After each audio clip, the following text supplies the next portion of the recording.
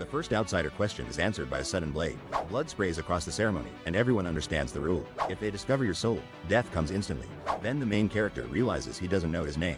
One wrong second could expose him before the executioner. But before that nightmare, a forgotten game changed everything. The main character finds a robe like nobody seems to understand. It is free, so he launches it without expectations. 5 races appear, offering a choice that will matter. He picks the barbarian, expecting to quit almost immediately. Hours vanish before he notices the night has swallowed him. This hated little game is somehow an unbelievable hidden gem. Death resets everything, turning each mistake into pure rage. No walkthrough exists, leaving him completely alone with failure. 9 years later, he still refuses to surrender. At last, he reaches the final boss dungeon. The game warns he may never return. He accepts anyway, believing he has prepared for everything. The abyss opens, promising the end of his obsession. Instead, the screen declares he only cleared the tutorial. Then the language suddenly changes, shattering 9 years of assumptions. The computer flashes, targeting him like something alive. Blinding light and burning pain swallow his real body. A strange voice congratulates young warriors from nowhere. He wakes beneath real torches, far from any hospital room. His body is now massive, scarred, and terrifyingly powerful. While he panics, someone calls him toward the altar. A brutal city waits beyond the ceremony's firelight. He understands the impossible truth. He entered the game. Then he realizes another outsider has arrived too. The chief's glowing eyes lock onto the terrified crowd. The other outsider mentions the game, begging for answers. The answer is steel, silence, and a falling body. The chief calls the dead man possessed by evil. The main character grasps the horrifying law immediately. Survive the ceremony, or die as an intruder. An elder calls a name, and no one steps forward. The main character moves, gambling his life on instinct. Later, a stolen message reveals hunters are already tracking them. A bounty appears for the elf girl and her barbarian protector. The reward grows, and enemies begin planning her capture. Terrified, she clings to him, fearing abandonment. He tells himself it is practical, then chooses to help. Goblins drop from above, turning caution into instant combat. Then another bounty declares her wanted dead or alive. Creepy ghouls appear where they should not exist. He refuses to let her fight alone. A ghoul slips behind him, punishing one careless moment. Blood spatters and breadcrumbs lead them towards something wrong. The portal was behind him from the beginning. They step into the glowing portal together. The second floor opens into the goblin forest. Records reveal this world was cursed by an ancient witch. A royal portal to the labyrinth saved starving survivors. Another book describes evil spirits from other worlds. It also reveals the royal court's merciless hunts. The main character realizes he arrived 150 years late. Only 27 days remain before the labyrinth reopens. The elf girl blasts his room with new magic. She has gained wind power to combine with fire. Their partnership begins turning into something dangerously personal. Seeking survival, he asks a barbarian woman to spar. She drops him flat, exposing his weakness before everyone. Instead of pride, he offers her a party. A loyal new ally joins him for the next descent. Then he seeks a sacred imprint, not training. He demands immortality, the strongest barbarian power. Since I was a kid, video games were basically my kryptonite. When I was stuck in the hospital, gaming was literally all I did. Every time I lost, I blamed the AI, classic gamer move. Seriously, what's with this game's AI? It never listened. But let's be honest, anything gets boring if you do it long enough. I got so tired, I just tossed my console and gave up. Somehow, playing games just wasn't fun for me anymore. Whether it was RPGs or battle games, I tried every genre out there. Even first-person shooters couldn't bring back the thrill. They all felt the same. Turns out, new games just weren't hitting the spot for me anymore. Every game felt exactly the same to me, no interesting stories at all. That was the moment I stumbled upon a game that stood out. Bored out of his mind, the main character desperately wishes for something new. While browsing reviews, he spots a roguelike game called Dungeon and Stone. Dungeon and Stone, a rare single-player RPG with charming 2D pixel art. The main character is annoyed the game only supports English, already doubting it. It's free, why not? He launches Dungeon and Stone, ready for disappointment. He faces a classic choice: human, dwarf, elf, barbarian, or beastwoman. He picks barbarian, unconvinced he'll stick around more than 5 minutes. Classic retro dungeon crawling action starts. Maybe this is what he's been missing. This guy thinks the cutscene art is awesome but quickly gets disappointed. He suddenly realizes it's 10 PM. He's been playing forever. He's shocked. Dungeon and Stone is actually an insane hidden gem. There's something annoyingly unique about Dungeon and Stone, especially the game mechanics. He started playing this game just for fun, nothing serious yet. But dying means you start from scratch, rage level maximum. He screams in frustration about a failed stage. His nurse is not amused. Embarrassed, our gaming hero apologizes for being too loud. Now he's plotting every move, hyper-focused, refusing to give up. He's totally hooked and determined. There's no way he's stopping now. This game was so unpopular, nobody had made a single walkthrough online. I'm going to beat this game alone, even if it takes forever. I played this impossible game while I was stuck in the hospital. Even while working as a social service agent, I didn't stop playing. In Korea, if you can't do military service, you work like this guy. Seriously, everyone was doing service work, but I was gaming every chance I got. I played this game during college, after graduation, and while commuting to work. Dungeon and Stone? That was literally my whole life for years. My go-to character? Barbarian, because I like smashing stuff. Every run ended in defeat, but I just kept throwing myself at it. After 9 years and countless game overs, our gamer tries again. 9 years have passed, but he never gave up on his quest. He gulps nervously and finally arrives at his long-awaited destination. This is it. The dungeon of the final boss. The pixel hero stands before the legendary gate of the abyss. Did you see that? I'm the first to reach this stage. He spent his entire 20s just to reach this epic moment. Asked if he'll enter the final boss dungeon. Of course he's all in. The game warns him you might not return, but he slams yes. Nice try, game. I know you want to scare me, but I'm ready. The gamer answers yes, and gets ready for something epic to happen. He admits he's not planning to win, just to learn the boss's secrets. Our guy jokes about winning first try, but the tension is real. Suddenly, the game tells him he's officially set foot in the abyss. He clears the tutorial, but takes a second to realize it. Shocked, the gamer yells, "Tutorial," not believing what just happened. He panics. Why is the game suddenly in Korean? He's totally confused. He's frustrated. All that time spent translating, what a plot twist. Suddenly, the computer flashes, targeting him, and he's freaking out. He's hit by a blinding light and searing pain. This game just got real.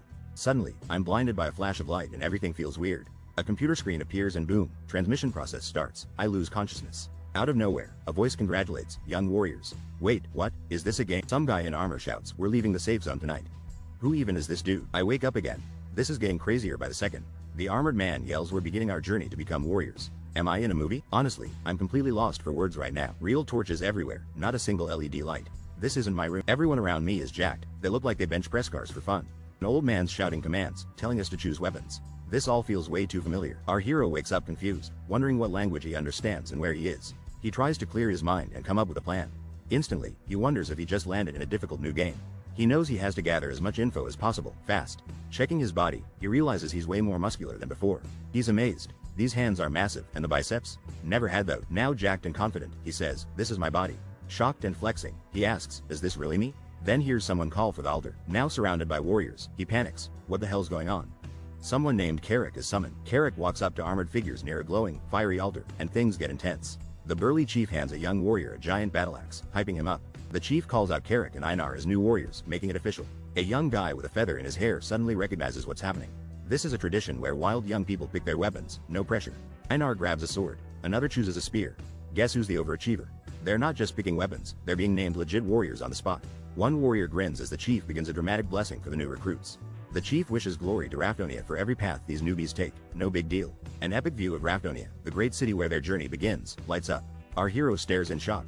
He's totally sure what's happening now. Welcome to Dungeon and Stone, where picking your character really matters. I chose the barbarian and now I am about to face the final boss. Wait, this makes no sense. How did I even get here? Suddenly, another barbarian yells. This is how Dungeon and Stone begins. The red-haired barbarian freaks out. Why am I even here? Unlike the others, this barbarian looks terrified. Definitely not built for this. I realize I am not the only one sucked into this game world. An angry voice blasts out. Who just spoke without permission? The scariest barbarian boss appears, glowing eyes glaring right at us. He roars, "Was it you?" And the whole place goes silent. The brown-haired guy shouts no, with pure panic in his eyes. He blames the red-haired guy for everything, glaring at him furiously. The red-haired guy stammers, sweating, nervously saying, "Then." The old, muscular man looms in, saying, "It has to be you." The red-haired guy freaks out, asking, "Are you talking about Dungeon and Stone?" Old man interrupts violently, slashing while redhead panics mid-sentence. Muscle guy stares in shock and horror as blood gushes in front of him. He's wide-eyed and sweating, thinking, what's the meaning of this? Muscular guy clenches his fist, standing before the old man, hard-pounding. He thinks, I can't show weakness here, or I'll die just like him. The chief says Oram, son of Kadua, was possessed by an evil spirit. The chief warns the young warriors to forget the evil spirit's words. Tattooed warrior turns and thinks, let the ceremony resume. I think I get it. Two tattooed warriors realize anyone from outside the game is an evil spirit. They also realize if they're discovered, it's instant death, no respawns here. One warrior imagines his head could have been chopped off instead. He decides to survive the ceremony without being exposed as an outsider. As the next name is called, the warrior realizes there's a small problem. Our hero panics. He doesn't even know what his new name is. Sweating, he begs the game for his name. This is not the time to guess. Our hero's eye twitches. The odds are low, but he must act. 2 seconds to move after your name is called. He clenches his fist, determined. An elder shouts, Bjorn, son of Yandel, step forward. Who's brave enough to go? The tattooed warrior gulps. The clock is ticking fast, 1 second gone. No one dares to move. Step out within 2 seconds or lose your chance. The tattooed warrior realizes, that has to be his name. Time to step up. Bjorn, son of Yandel, gets called out and steps forward looking intense. Bjorn faces off with a massive white-haired barbarian. Tension levels over 9,000. The big guy announces, pick up the weapon of your choice. This is getting epic. Bjorn grins with confidence, proudly declaring, that is my name. Bjorn clenches his fist, knowing it's time for a big decision moment.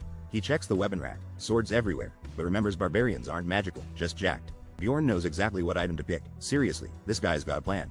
He surprises everyone by choosing a shield. Plot twist, not your average barbarian move. Bjorn is hyped, shield in hand. Legendary starting item for a barbarian, trust me.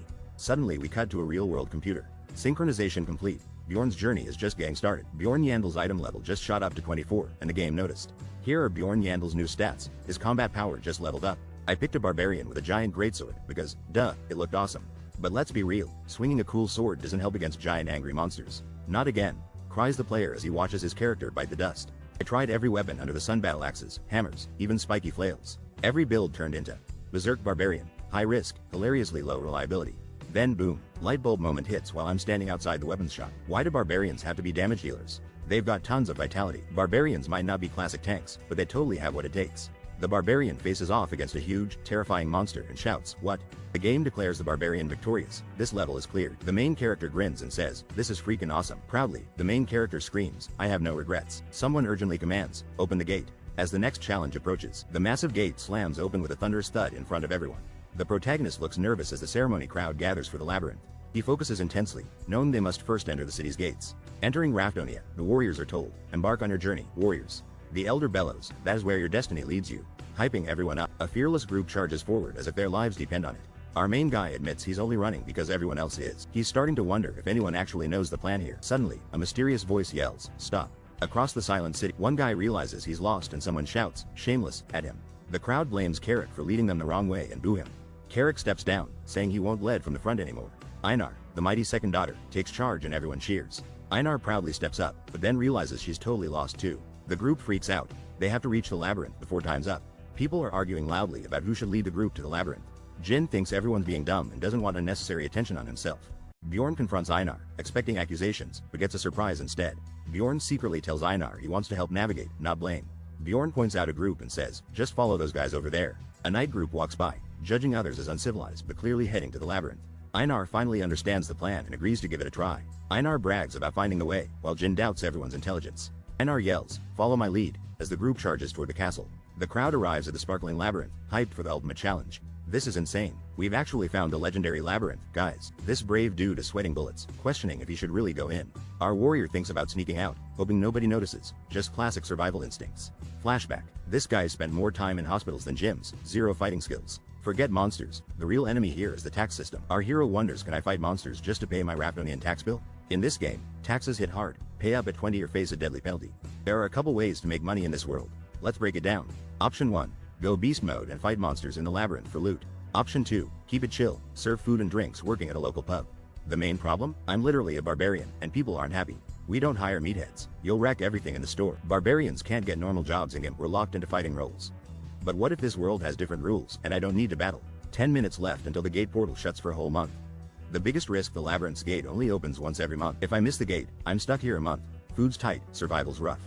I might barely survive a month, but this is my only shot in decent shape. My feet won't move, because this isn't a game, it's real life now. Suddenly, someone calls out, "Bjorn, son of Yandel," and grabs my attention. It's Einar, the third daughter of Fenelon. My life's about to change forever. This world isn't just challenges, there are chances to defy what everyone expects a barbarian to be. I sense a storm coming, choices that might change everything, if I have the courage to leap into the unknown. The gate pulses, my time runs out, and my new life is about to truly begin. The second daughter reveals only she and her ally remain. They're late. The portal is shrinking and they've got just 5 minutes before it closes. Bjorn tells the second daughter to go ahead, he'll follow right behind. The second daughter thanks Bjorn, son of Yandel, for his earlier advice. Bjorn, a little awkward, insists there's no need for thanks. She asks Bjorn how she can become wise like him, secretly fangirling. Bjorn jokes in his head, "You'd need to be reborn for brain power." Bjorn decides to just say anything helpful, advises her to think before acting. The second daughter is ecstatic, promising to repay Bjorn if she survives. Bjorn doubts her chances but notes barbarians really are fearless, even in this world. Bjorn looks dead serious and asks Einar if she's afraid of dying too. Einar admits she's scared of death, but stands tall and proud. Einar says warriors like them die if they can't fight, fear is normal. Bjorn admits it's true and realizes they're all fighting with fear inside. He respects how barbarians keep their fear hidden to survive monster hunts. Bjorn grips his shield and declares, "And I am a barbarian myself." Someone shouts that the gate will close in 1 minute, panic time. Bjorn grins, sweating, ready to face fear and charge towards the portal. A sorcerer announces the labyrinth gates closing, the portal crackling with energy. Bjorn dives through the portal, flexing both his barbarian muscles and his gamer brain. The armored hero surges with power, vowing to do whatever it takes. Suddenly, he's entered the crystal cave on the mysterious first floor. The hero looks around confused, asking, "Where the hell am I?" This guy says he's an expert in dungeons and stone. Now that's a strange combo. He trusts his dungeon knowledge enough to make bold moves in the darkness. With the body of a barbarian and a gamer's brain, he's unstoppable. He thought he had what it takes to survive, or so he thought. But then he realizes he can't see a thing. Epic fail. Turns out, he's not the only one here with just one item. According to his knowledge, glowing crystals should light up the labyrinth. He remembers, first floor crystals provide light, so why is it so dark?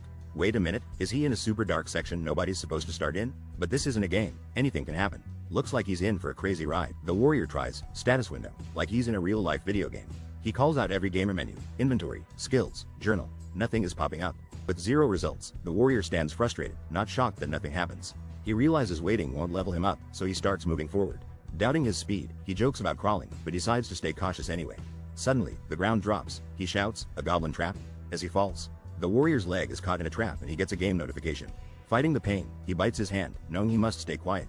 He reminds himself yelling now would be a huge mistake. Breathing hard, the warrior realizes goblins set traps. One might be spying right now. Our hero doubts himself for a second, but quickly regains focus.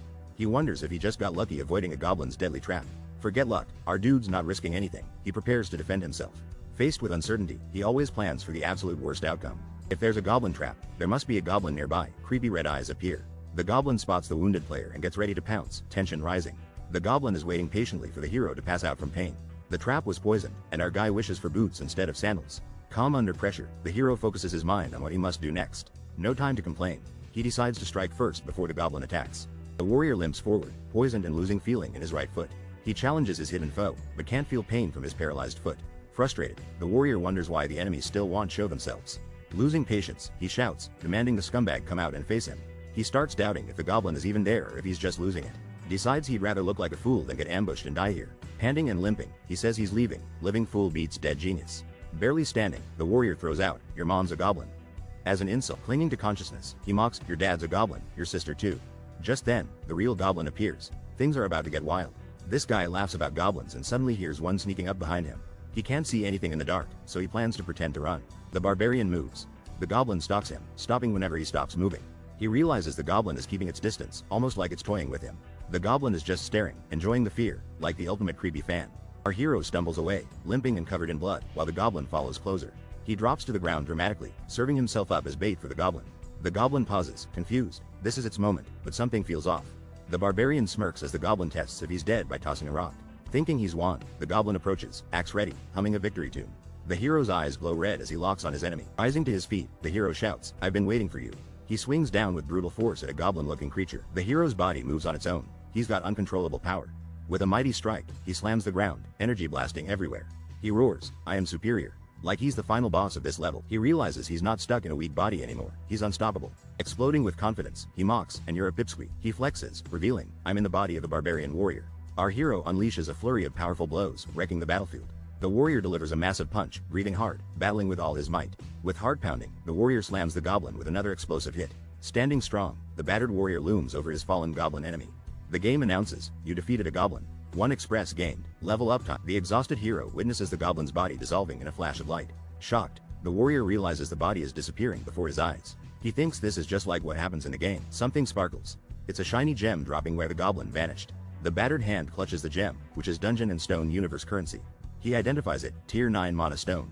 That buys 1 piece of bread. This bruised guy is laughing, like, all that trouble just for this? Tattooed warrior collapses, admitting, "That's right," as if he earned it. He realizes, "I am in the world." Wait, what world are we talking about? Turns out, it's a crazy labyrinth filled with monsters and deadly loot drops. Outside, we've got elves, dwarves, beast people. "Welcome to NPC Central, baby." He's like, "Yep, no doubt. I'm stuck inside the actual game universe." The warrior limps away, swearing he'll never mistake this for just a game. Our hero's taking damage from bleeding and feels like an abandoned dog. Crawling with a shield, he's moving faster than walking, injury not getting worse. The best part? No worries about stepping on another trap, small wins. "Damn, here's another one," he says, willing to endure for survival. The damage warning appears again. Bleeding is getting out of control fast. His foot is a mess, and every second the game spams damage alerts. "This is bad. I gotta find people willing to help me out," he thinks. He knows if he keeps dragging forward, there's hope to escape the dark. Cut to a worried guy, thinking about the one who was beheaded earlier. He wonders, did that guy die for good, or wake up IRL? Bleeding never stopped. The game keeps warning, "You're taking damage from bleeding." Over and over again. The main character admits, "And I am in despair right now." Health drops below 5%. Hope is fading fast and death feels close. Our barbarian hero is scaling a cliff, leaving a massive blood trail. It's getting brighter, he realizes, fighting through pain and exhaustion. He spots a glowing escape, determined to reach it before collapsing. With hope, the wounded barbarian crawls, wishing someone would help him. Suddenly, another adventurer appears, mocking, "Help? Are you really that dense? Why would anyone help out a dying barbarian?" The stranger says, roasting his skills. The barbarian, losing blood and patience, sarcastically asks what else he should do. You have to be hallucinating right now. Things are getting wild. The wounded guy knows monsters come first, not friends, and he's dragging himself. He's sweating, seeing double, and feels like he's about to black out. Voices inside his head are yelling, give up. But this guy refuses to quit. The barbarian shouts back, never giving up, even as he bleeds out. Warning, his health is below 10%. He's gasping for air, desperate for help. Out of nowhere, a group of adventurers appears, all shining armor and swords. The purple-haired leader spots him. Hey, Druce, I see a dying barbarian. Health drops to 4%, then 2%, and he's still losing blood like a broken faucet. He unlocks an achievement for almost dying. The knight calls him a newbie. The barbarian just wants some help. The party senses something strange as they enter the mysterious labyrinth together. The armored knight is shocked a beginner arrived here before them. The injured guy is desperate, demanding help from the others immediately. The knight asks Sister Ursina, the cleric, to heal the wounded man. Ursina stuns everyone by declining to heal, leaving hopes crushed instantly. The knight just smirks, acting like he totally expected her savage response. He tries to solve it with a health potion, but Patron is stingy. The knight warns it'll hurt, since this potion isn't exactly divine magic. They pour the potion on the wound. Hope it's not just spicy fruit punch. A notification pops up. His health regenerates quickly. Miraculous healing achieved. Our hero screams as pain sears through his entire body. This seriously hurts. He wonders if this is why healing potions are banned mid-fight. Bruised and battered, the hero pants. I really thought I was toast. Suddenly, a smug knight demands, how'd you get here first, newbie? The knight offers to buy info about any secret entrances the hero found. The hero realizes the knight saved him just for insider information. Instead, our hero tells them honestly, I was just transported here suddenly.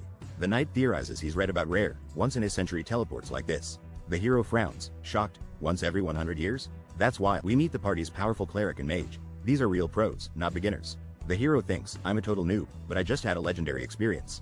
The knight thanks the barbarian for his story. Everyone walks away coolly. The knight smirks and says the potion was free. What a flex. The barbarian thinks, time equals money, especially inside this crazy labyrinth. Seeing the adventurers leave, he can't believe they spent time helping him. The barbarian survived, but man, pity feels way worse than a goblin bite. The group debates if the barbarian is lucky or just plain reckless. Red-haired guy says Druce was the real lifesaver, not just luck for the barbarian. Arguments continue as the priestess gets dragged in. Laws, potions, and hypocrisy fly. The debate heats up. Druce apparently knows all about barbarian behavior and pride. Druce laughs it off, insisting everyone's being way too generous with compliments. The two warriors are exhausted, wondering when this endless blood trail ends. The red-haired fighter jokes about the barbarian's insane resilience and luck.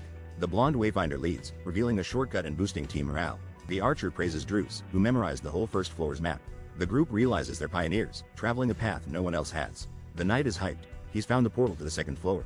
Everyone rushes forward, but the rogue suddenly hesitates, sensing something's off. The rogue calls for a stop. The team turns and stares at her, confused. The group spots the barbarian's sandal and a bloody trap on the ground. The wise old mage confirms it's a sandal and powers up a magic light. Suddenly, a mysterious glowing light appears deep within a rocky cave. The group of adventurers faces the light, surprised by what they see next. The knight asks Druce how far they're from the barbarian encounter. Druce laughs, amazed the barbarian crawled 10 miles in total darkness. The archer whispers how outrageous the situation is and calls out, Patron. Patron thinks he couldn't crawl for hours without knowing hope existed. Flashback time. The knight remembers the barbarian presenting a shining mana stone. The knight realizes the barbarian never let go of his most valuable item. He understands the mana stone was all the barbarian could trust. Someone asks if the barbarian's fate would have changed, but Flally says, no way in hell. This guy's willpower is so insane, he refuses to give up. Even surrounded and overwhelmed, our hero keeps fighting with everything he's got. He'd never surrender to death just to escape the pain. After defeating a goblin, the notifications won't stop popping up everywhere. Surviving a near-death incident, our hero refuses to back down. He keeps defeating goblins like it's his new part-time job. The guy's surrounded. Goblins just keep showing up for a beatdown. He wonders, where on earth are these goblins even coming from? Goblin traps are scattered everywhere, but our hero isn't falling for them. He spots every ambush. Those goblins are about as sneaky as a parade. Not so fast. He smashes another goblin, making it look way too easy. But there's one problem, our hero is absolutely starving now. He remembers the chief gave him a food pouch. Maybe crawling here wasn't so smart. 5 days worth of food is gone. Our hero is already struggling. He realizes he needs to ration, only eating when absolutely necessary. Super dry bread tastes like heaven when you're starving, better than any steak. But now, our warrior is super thirsty and has nothing to drink. Where am I supposed to find water? Nothing is ever easy in this place. Suddenly, he remembers a game mechanic called nourishment that helped him survive. But this isn't just a game anymore. This nightmare is now his real life. He walks forward, realizing this world is just like the game he used to play. He remembers no one packed water, meaning there must be a water source nearby. Bingo! He hears the sound of water at last. Time to hydrate and survive. Out of nowhere, a scarred warrior and a nervous guy spot each other. Awkward. The armored man realizes this is the first person he's seen since the adventurers. They totally ignore each other, making silent small talk with their eyes. Turns out, adventurers in this labyrinth treat socializing like it's lava, just like a game. Our scarred hero counts precious stones he's collected. This guy loves his loot. He flexes his hull, but admits he's still got some major issues to solve. All those goblin battles left him exhausted. He can barely keep his eyes open. There's only 2 ways to nap in this dungeon: risk it, or get creative. The second option? Form a sleepover party with someone who'll watch your back. But making new friends is hard. These guys run faster than me after eating Taco Bell. The barbarian tries to join a party but gets rejected instantly. The group says their party is full, and they can't trust barbarians. The barbarian is shocked that every single group turns him down. All he wants is a temporary ally for some decent sleep. Suddenly, a mysterious guy approaches and asks, "Are you by any chance?" The stranger asks, "Looking for a night companion," with a big smile. Confused and suspicious, the barbarian wonders, "A what? Who is this guy?" The stranger explains, he just wants a barbarian to keep watch while he sleeps. Realizing the misunderstanding, the barbarian admits he is looking for a night companion too. Night companions guard each other at night so both can finally get some rest. Hans invites Bjorn to form a party, announcing his name proudly. Bjorn, son of Yandel, accepts the offer, even covered in battle scars. Hans shakes Bjorn's hand, thinking 2 night companions are ideal, but tiring. Hans coyly suggests they spend the night alone together in the labyrinth. Bjorn gets super uncomfortable. Hans' voice and eyes make him sweat hard. Bjorn agrees to Hans' idea, and Hans proposes rock, paper, scissors for turns. "That's how I ended up sharing my first labyrinth night with this guy." Awkward. Hans wins the game and proudly claims the first sleep shift with a grin. Bjorn knew he'd lose, accepting his unlucky fate and preparing for guard duty. Hans hands Bjorn a watch, explaining how to use it, clearly overestimating barbarians. Hans tries to explain things, but the barbarian instantly says he gets it. The barbarian reflects that people judge him, but he'll use that mindset. Hans snores loudly, totally knocked out on crystal rocks, sleeping like a pro. The barbarian considers asking Hans for his sleeping bag, but knows he won't. He's glad there's no goblin drama, but now things are just boring. The barbarian stares at his pocket watch, begging time to move faster. The barbarian shakes Hans awake. It's time for a shift change. Hans, groggy and yawning, asks if anything happened. The barbarian says no. The barbarian tells Hans to rest up. He'll wake him in 2 hours. The barbarian's eye twitches. He seriously doubts he'll catch any sleep. Hans is relieved. Nothing is broken, but trust issues hit hard. The barbarian is knocked out, snoring like a bear on vacation. He's snoring so loud, you'd think he's doing it professionally. Secret glance time. The barbarian hopes no one's figured out his plan. Hans steadies the barbarian, thinking all barbarians are simple. Guess who's judging? Hans is convinced the dumb barbarian sleeps like he's at a 5-star hotel. See, I totally let my guard down. Who wouldn't trust this face? If Hans has a secret plan, now's the time to reveal it. Plot twist. The barbarian couldn't get a single minute of sleep anyway. Paranoid mode 2 hours in, and Hans still hasn't made a single move. Hans regrets not just sleeping, wondering what he was even thinking. Hans can't lower his guard around someone he barely knows, not yet. Bjorn, totally exhausted and staring, pushes himself to stay awake anyway. Bjorn tries to rest but just cannot fall asleep at all. Bjorn insists he wasn't sleeping and jokes about Hans's drool. Suddenly, Bjorn's name is called loudly, jolting him fully awake. Hans apologizes, thankful nothing bad happened while both of them slept. Bjorn thanks Hans but offers to take the next watch himself. Hans laughs, tells Bjorn to rest, it's his turn anyway. Hans, introducing himself with a kind smile, offers companionship for the night. The warrior can't believe he wasn't blamed for falling asleep on guard duty. The smiling man tells the warrior to rest, refusing any compensation. The warrior thinks there isn't a kinder person than this guy anywhere else. Suddenly, the injured warrior's eyes shoots open in total shock and horror. The smiling man greets, "You're awake," but it now feels super suspicious. The smiling man lifts a giant weapon and says, "Why don't you go back to sleep?" The barbarian is down but stares up, refusing to give up. With insane reflexes, the barbarian dodges and slides past his shocked opponent. The purple-haired guy freaks out. How did you?" Our barbarian hero gets up, looking terrifying with shield in hand. His eyes glow red as he glares. "Hold on, just hear me out." The purple-haired guy is desperate, dashing away screaming, "I said, hold on." The barbarian punches hard. "How stupid do you think we barbarians are?" Purple-haired guy staggers, begging, "Please stop. I can explain everything." The barbarian shrugs off the hit, thinks, he's tougher than a goblin, but I'll bash him again. The barbarian slams his shield yelling, "Shield smash, you mother F," and delivers a crushing hit. The purple-haired thief collapses on the ground, groaning as a shadowy figure approaches. The bloody barbarian towers over the thief, who begs, I am so sorry." The terrified thief, face bruised, screams, Please spare me." Desperate for mercy, the barbarian stares down, demanding, "Why did you attack me?" The thief confesses he wanted the barbarian's monostones and only meant to rob him. The thief admits he also wanted the barbarian's valuable shield and other loot. The barbarian questions, "Really?" while the thief nervously asks if he can go now. Black screen, "I know you're still hiding something." Suspense intensifies big time. The barbarian delivers a brutal stomp, demanding the full truth from the panicked thief. Standing over the thief, the barbarian says, "This is your last chance to tell me everything. In Dungeon and Stone, killing another adventurer is a heinous crime. Something bigger is happening." Desperate adventurer shouts, "Your heart." While clutching his bloodied chest, the barbarian looks totally confused, just hits back with, "What?" The wounded man reveals barbarian hearts are now worth a fortune on the black market. There's a floating magic heart. Turns out, it's a key ingredient for new magic spells. The barbarian finally gets it. He's viewed as nothing but a goblin to this fool, a creature that is difficult to kill. The barbarian is surrounded by goblins, ready for a fight, but guarantees a huge return once you succeed. Like a monster, greed and power drive the attacker. The barbarian questions why he was attacked now. The answer? The villain just wanted some sleep first. Realization hits. This guy isn't careful, he's just a selfish jerk. The terrified man begs for his life, promising he's told everything. The muscular warrior, covered in blood, prepares for another brutal choice. The purple-haired guy laments, more people like you will show up. The warrior wonders if he should just let enemies go. He questions himself coldly. Should he spare everyone who begs? The desperate man insists, I'm different. Trust me, don't hurt me. The warrior raises his giant sword, not buying it for a second.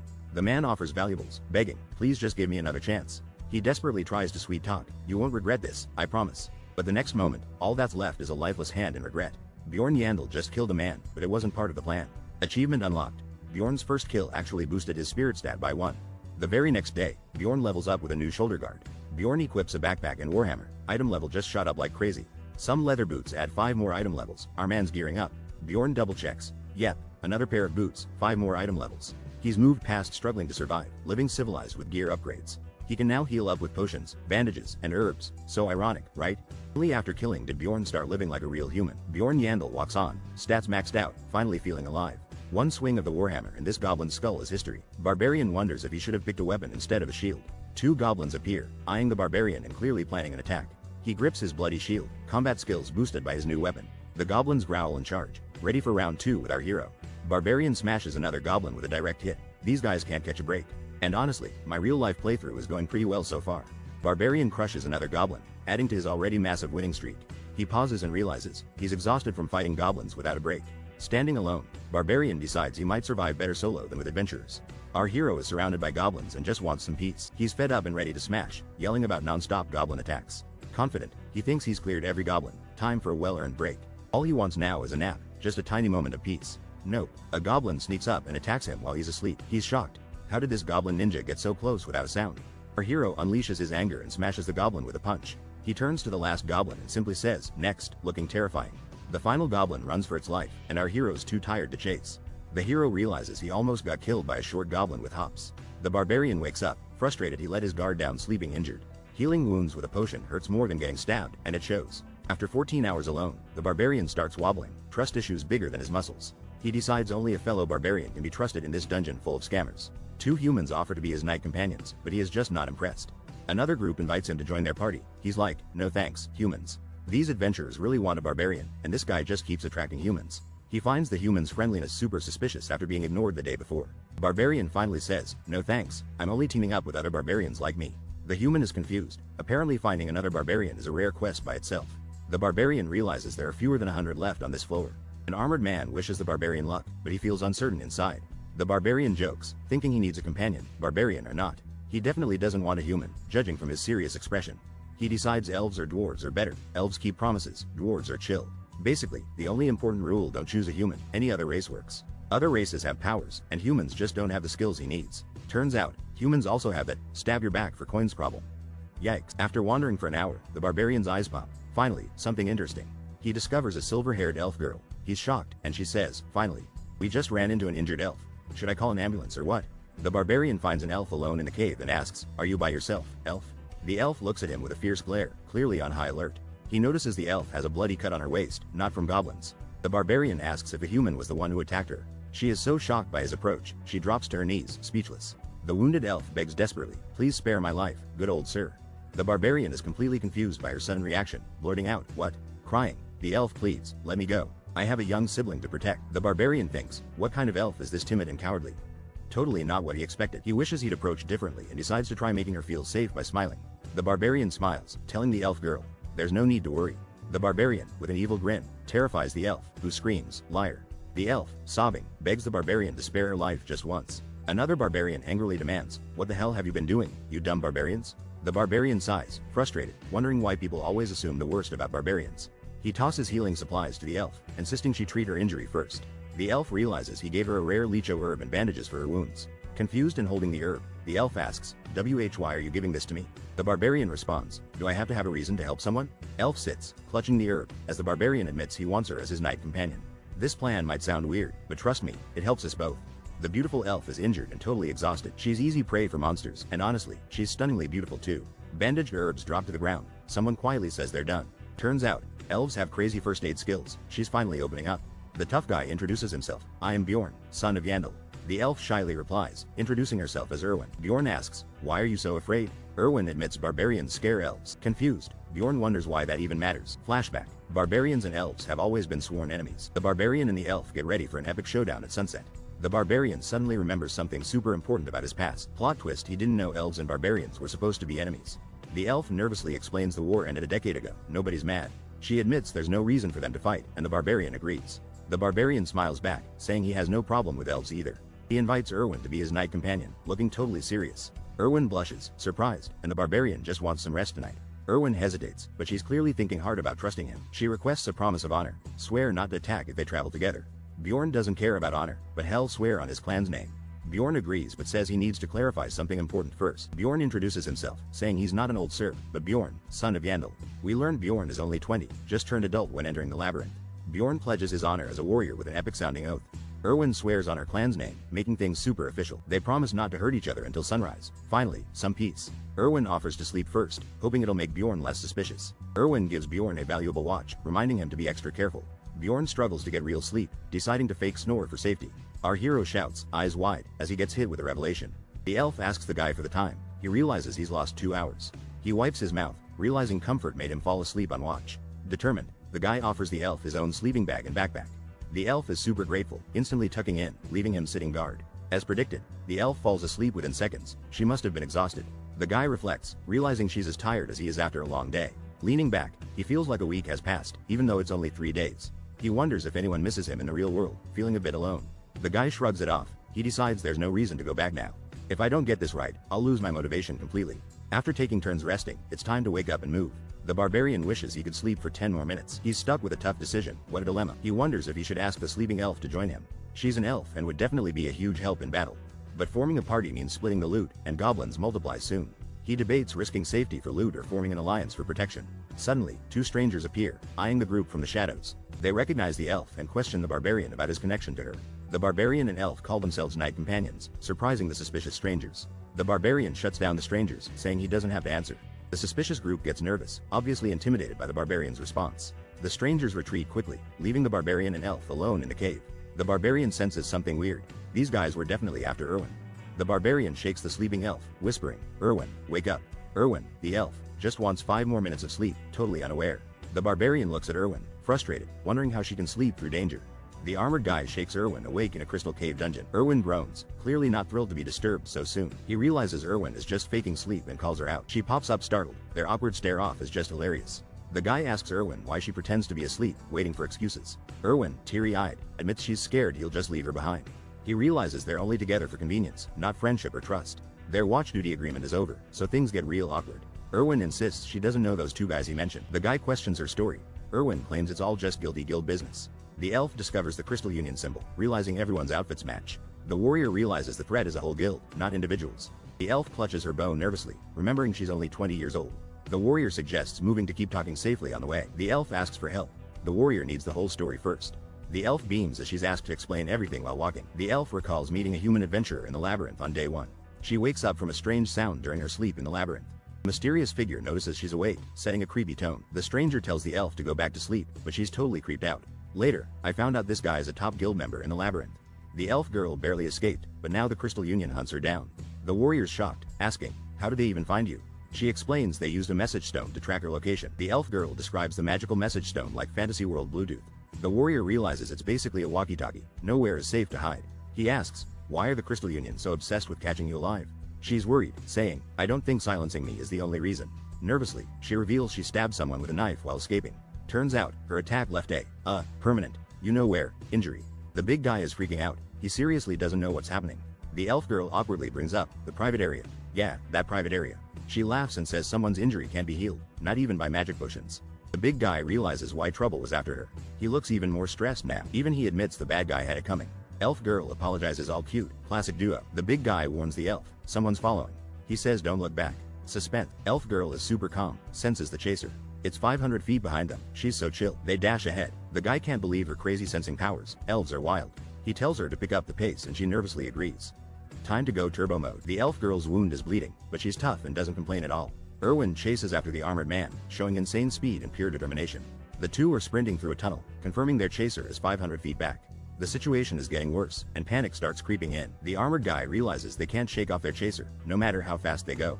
He thinks the only way to escape is to stop the pursuer right now. He's ready to act fast, but only if the target was after him specifically. He hesitates, knowing if he attacks, he'll end up wanted too. He pauses to weigh the risks, rewards, and possible consequences of his next move.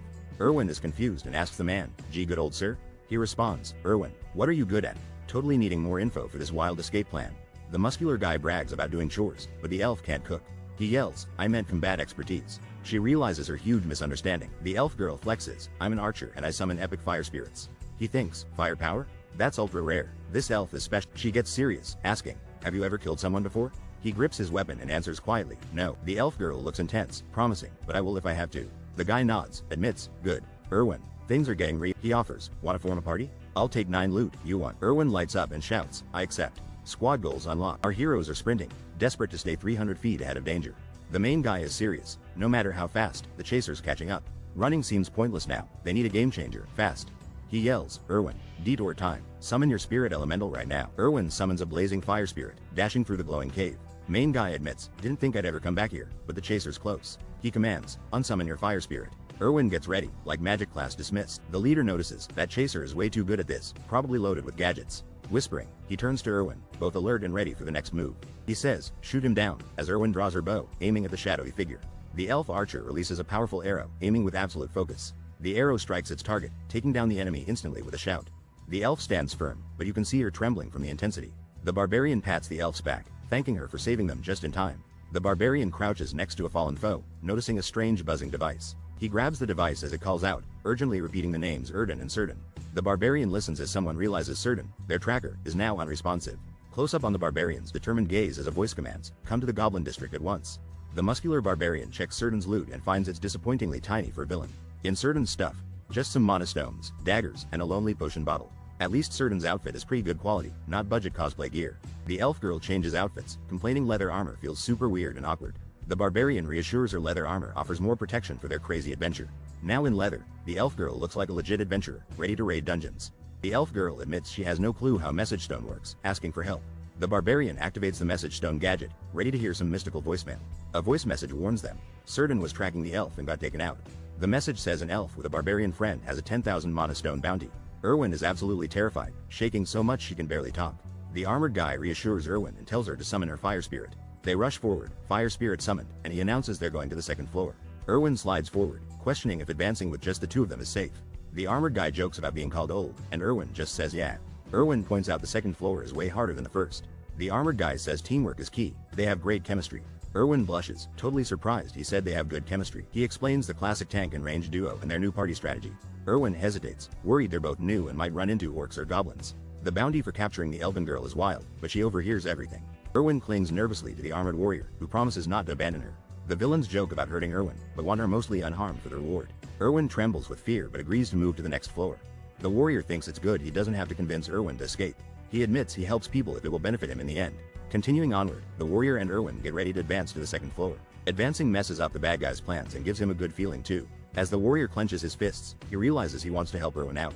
They keep moving through the dark dungeon, searching for the second floor's entrance. The adventurer figures out that the portal is hidden in the darkness.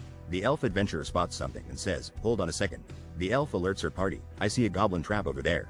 Someone's thinking, "I was waiting for a trap to show up." Finally, there it is. Suddenly, a realization. Maybe goblins avoid dark places with less light. The muscular knight complains, but the elf playfully insists she'll handle it. The elf runs forward, advised to use her bow and conserve mana. She sweats nervously, awkwardly saying, "Of course, I'll use my bow."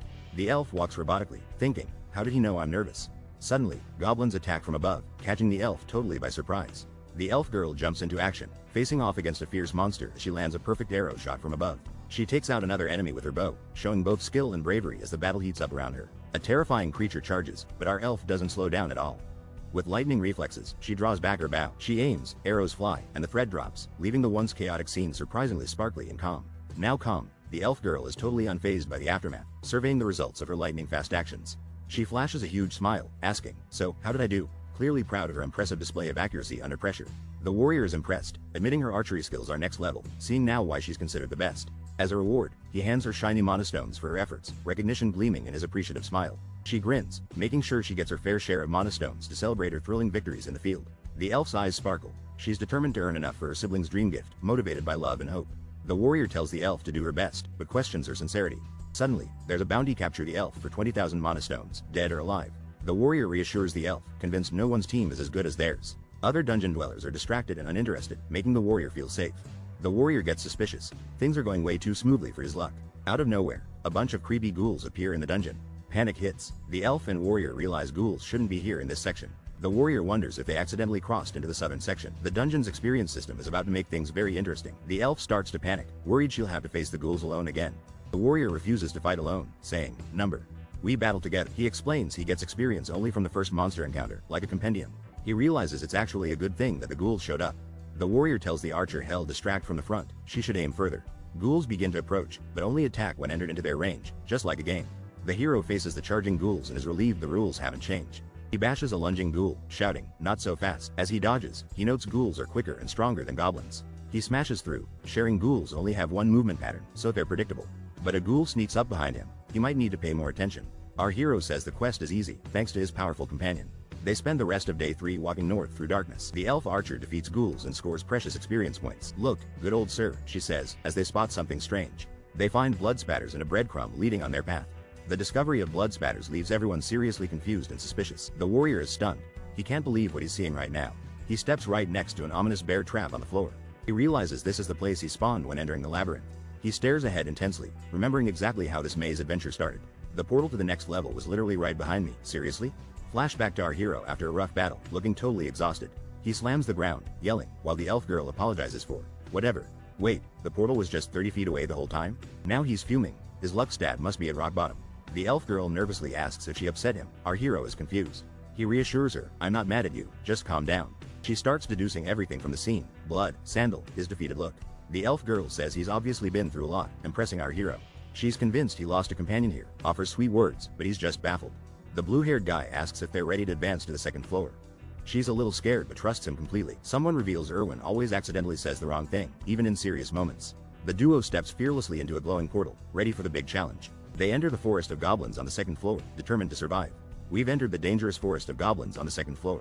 This is huge. Our heroes tumble dramatically through the portal, ready for whatever the forest throws. The elf girl lands perfectly, but the barbarian definitely did not stick the landing. The barbarian feels sick, like a toad spat him out. Definitely not a luxury ride. The elf girl is surprised. Portal travel feels like falling from a tree. The barbarian checks the area. Confirmed this is the legendary forest of goblins. They're alone. Portal behind them, no enemies near, just stars lighting their risky adventure. It won't get brighter. This whole labyrinth is locked in an eternal twilight. The elf doubts they're on floor 2. Never heard rumors of any forest here.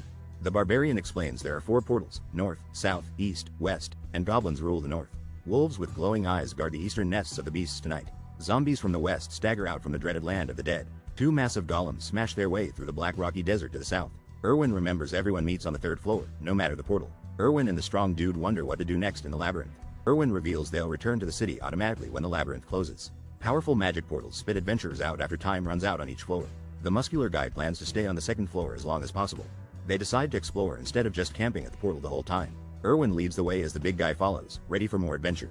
The big guy says being in the woods makes him feel nostalgic. Elf girl says it's like home, even though monsters are everywhere. She warns the big guy about traps. He should only walk where she steps. Elf girl points out another trap hiding on the path ahead. The big guy can't see it, but she's confident there's something under the leaves. Elf girl tosses a stone and reveals a perfectly hidden trap. The big guy's inner thoughts are shocked. He wonders if all elves scout this well. He stares at the elf girl, looking totally impressed but trying not to show it. Big guy finally admits she's good at throwing stones, but warns her not to get cocky. She's disappointed and huffs, but he reminds her it's her job to find traps. The main guy tells his teammate not to get too hyped. This is normal adventurer stuff. The elf girl giggles and claims she's a seasoned adventurer too, buttering herself up. Something fishy. He finds traps but no goblins. But apparently, that's not odd here. The big dude says, "Enough talking, time to explore the whole spooky forest." He remembers this as the infamous forest of goblins. Goblins always set traps and travel in packs. Usually, goblin swordsmen and archers are super rare in these goblin groups. The deeper you go, the tougher the goblins and monsters show up, so be careful. Their plan is only to stay around the portal and explore close by, not wandering too far. The main guy wants to clear traps first, and if it gets scary, they sprint to safety. They destroy traps with rocks so nothing dangerous is behind them if they need to escape.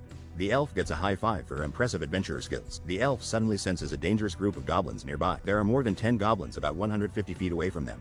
The elf whispers that the goblins haven't noticed them yet. The warrior says they'll fight and asks how sneaky she can be. He says to do their usual strategy and the elf agrees, ready to move. The warrior thinks it's wild how silent the elf is in the bushes. The elf spots the goblins and signals the warrior for action. The elf draws her bow, aiming at the unsuspecting goblin group. A powerful arrow launches from the elf's bow, heading straight for the goblins. The white-haired girl dashes ahead, and the group can't hear anything. A muscular man yells, "Fall back now, Erwin," and she agrees. Surrounded by goblins, another adventurer tries to dodge the green horde. The main guy clenches his teeth and realizes they're on the second floor now. Goblins are everywhere, way more than on the first floor, and one has a sword. Instead of fear, the main guy's heart races with excitement and energy. His heart is beating so fast, this guy is literally powered by adrenaline. With a roar of "This is Sparta, scumbags," he charges at the goblins. The main guy smashes a goblin with his shield, showing wild determination. More goblins attack from both sides. This is a double trouble challenge. The armored hero charges through a horde of goblins swinging with massive force. He blocks and dodges attacks, smashing goblins out of his way like a pro. With a wild overhead strike, the hero slams a goblin into the ground hard. A goblin narrowly misses his throat with a sharp blade, way too close for comfort. The hero skids to a stop, thinking, "That was close.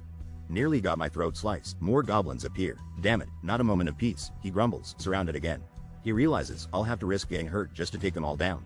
If I was alone." But a swift arrow flies in. He's got backup sniping from afar. Erwin the elf covers him with arrows. The hero grins. "Time to wrap this up. Come at me." We just defeated the goblin swordsman and gained 1 experience point. We score 11 mana stones after wiping out a big group of goblins. Compared to yesterday, our loot run is actually going great right now. The elf explains that mana stones from goblin swordsmen are extra valuable. The warrior asks if they should get moving, ready for more action. He wonders just how much loot they can gather by the day's end. They expand their hunt around the portal, running into goblin packs non-stop. The goblins level up. One of them is an archer this time. Suddenly, the goblin archer starts vanishing before their eyes. Plot twist. The warrior warns the team about stealth magic. Everyone gets battle ready. Having a goblin archer among the enemies makes things a bit harder. 3 goblins rush forward, looking ready to attack with glowing eyes.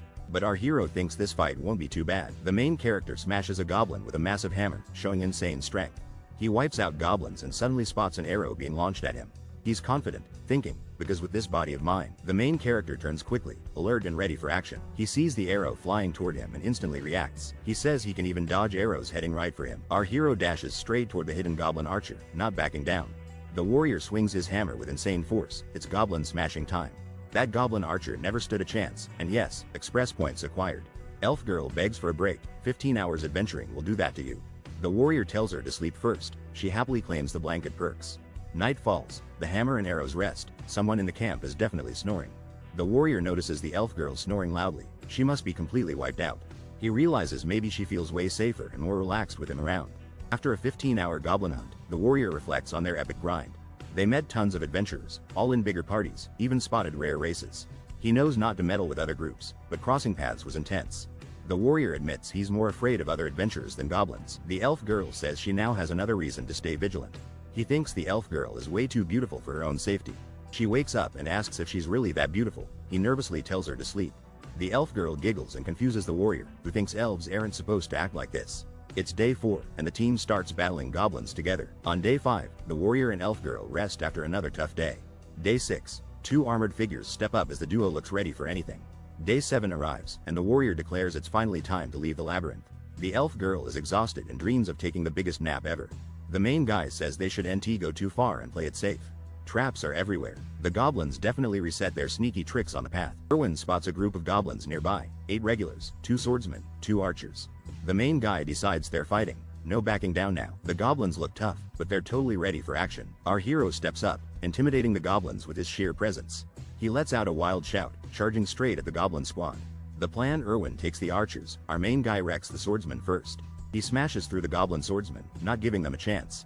After so many battles, the main guy is now a master at fighting lots of foes. Meet Bjorn of the Thousand Hands, ready to crush any challenge today. Erwin gets better at fighting, sniping goblins before they can ambush Bjorn. 2 enemy archers? Bjorn laughs. He says no arrows are getting past him. Our duo takes down goblins way faster now.